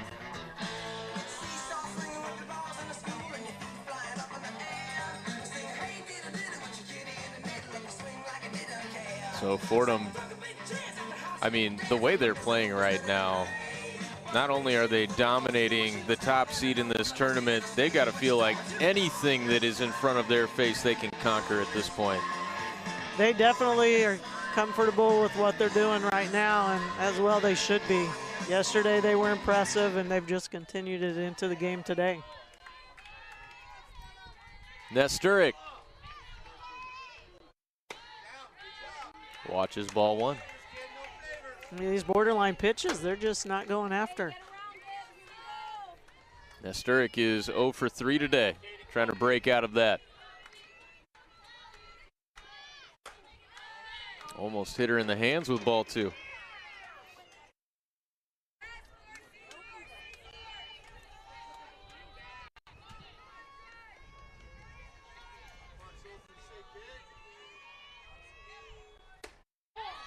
There's a strike.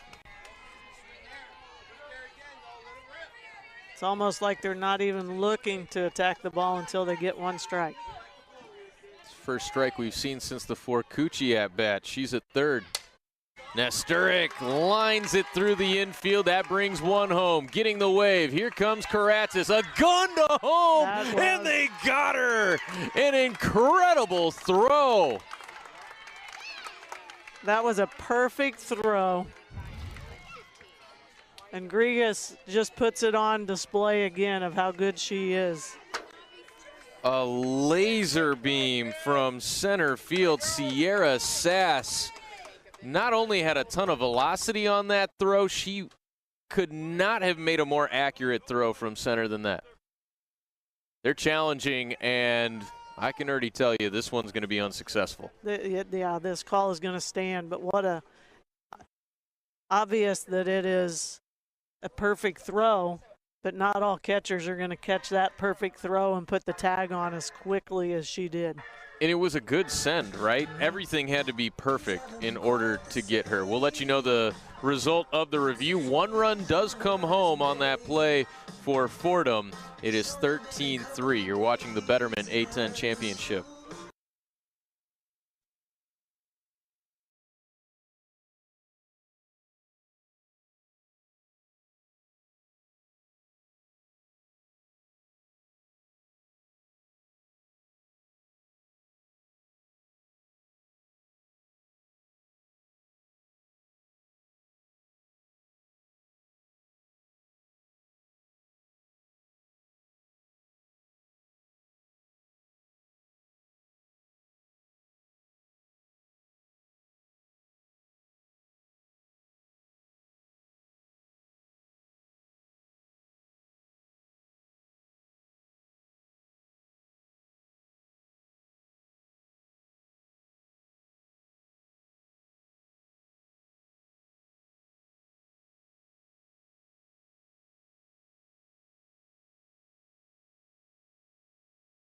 Awaiting the call after the review.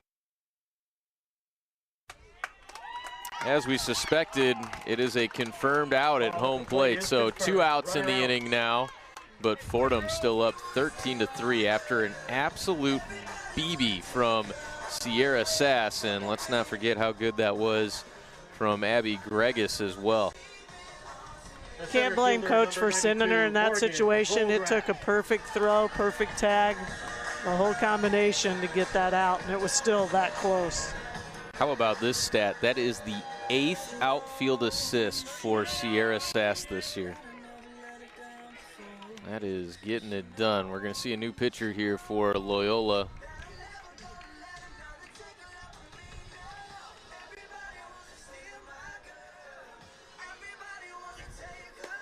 Could have been a benefit, too, if the ball was hit that hard. For Loyola Chicago, number 19, Maddie Hickey, the junior, is now in the game.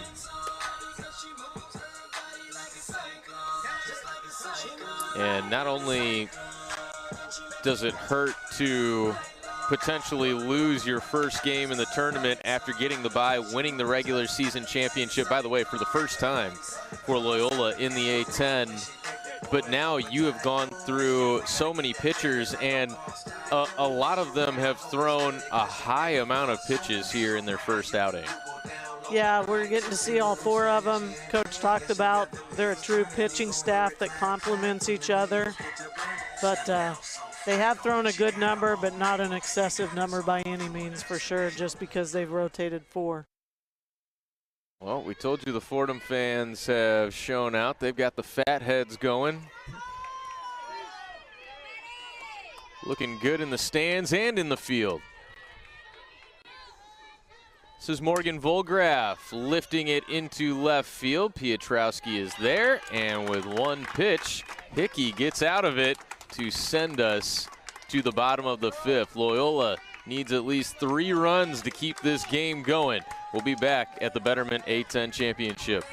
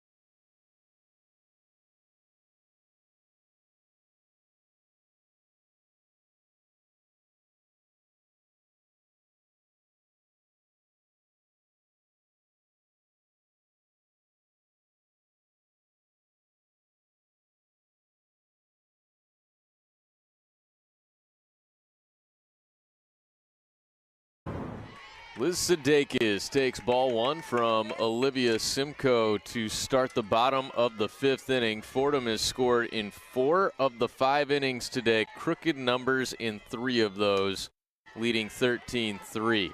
And for Olivia Simcoe, time and time again, she has been in that dugout for a long time. It's tough to find that rhythm again coming back out. Yeah, she had a 4-pitch walk to start last inning. There you go. A liner through the right side. That gets down for a leadoff base hit. Sudeikis' great day continues. She's 3 for 3. I think Olivia will settle in now and just attack and let the defense do the work here to help her out. Anna Keel coming up now. Allie Palowitz to follow. First pitch is in for a call strike. Keel is 1 for 2. She singled her last time up.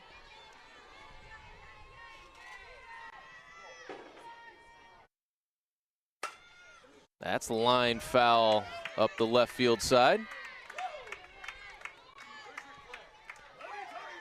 The way she responded to that to her catcher, I'd say that Olivia missed her spot and location on that. I don't think they want it that high on her. Now does she maybe go up out of the zone in an 0-2? Nope, away, ball 1.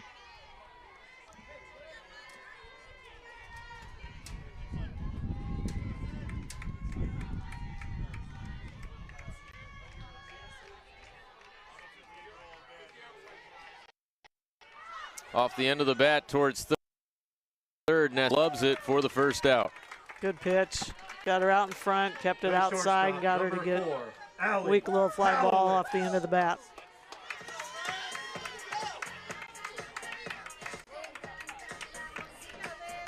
Allie Palowitz, a walk and a sac fly RBI in this game. A little bit of a late offering, sends it to the backstop for strike 1. I know they scored 1 in the 3rd, but Olivia actually has been really good other than that first inning, and they just didn't take advantage of their situation, and she settled in nicely and let her defense help a lot. 0-2, and it's worth noting that that first inning could have really gone a different way as well. The first 4 reached in the inning. and it was bases loaded with just one out, and she's able to get those next 2 outs. Could have been very different. Advancing to second base on that ball that just got away, Sudeikis.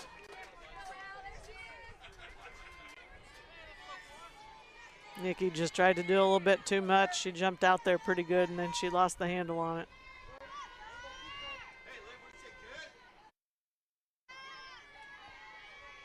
One-two to Palowitz. Outside. Tell you what, Lori, I cannot wait for our next game today between the rivals St. Louis and Dayton. They played an all-timer of a series in the regular season here, as that one is ripped foul past third.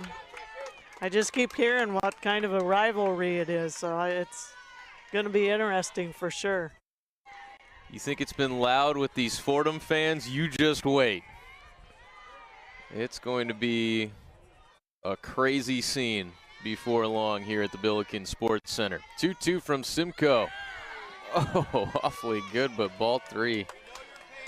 That, again, 2 strikes. That is tough to take. Strike zone looking like a pinhole today. The payoff. There's a pop-up in foul ground towards third. McGuire couldn't quite reach it. Just outside of everybody.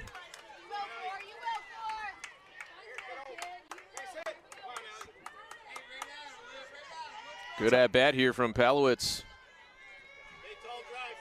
Another full count. We've seen that a lot in this game.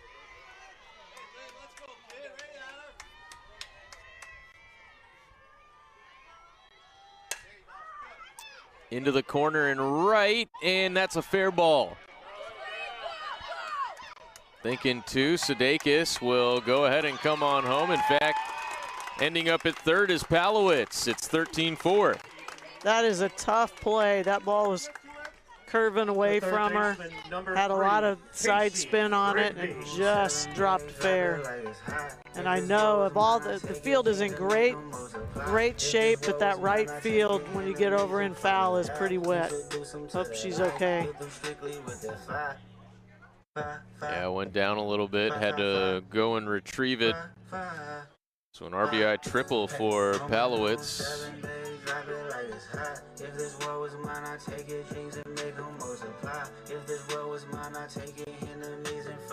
And now Casey Rigby coming to the plate. We're going to look at her out there. Appears to be okay. Good effort from Morgan Volgraff. Glad to see that. She did make a great effort for us. Just a tough play. Loyal's not going to quit, though. That's what we talked about. They never feel like they're out of it. First pitch is ball 1 to Rigby. With this lead, infield's going to stay back and just take the out. No question. Rigby 0 for 2 today with a pop out and a ground out. Ball 2.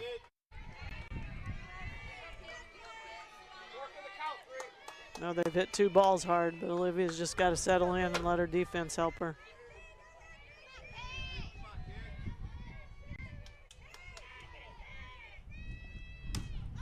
That's popped up behind home plate, and an amazing play by Sudol for the second out. Sorry about that. Great play. She found it, found the fence, got there just in time. Good pitch, though, from Olivia to get her to pop up there. And now Gregus will be pinch hit for. This is Adelina Staten coming to the plate. Pinch hitting for the catcher, Abby Gregus. Number 16, Adelina Staten.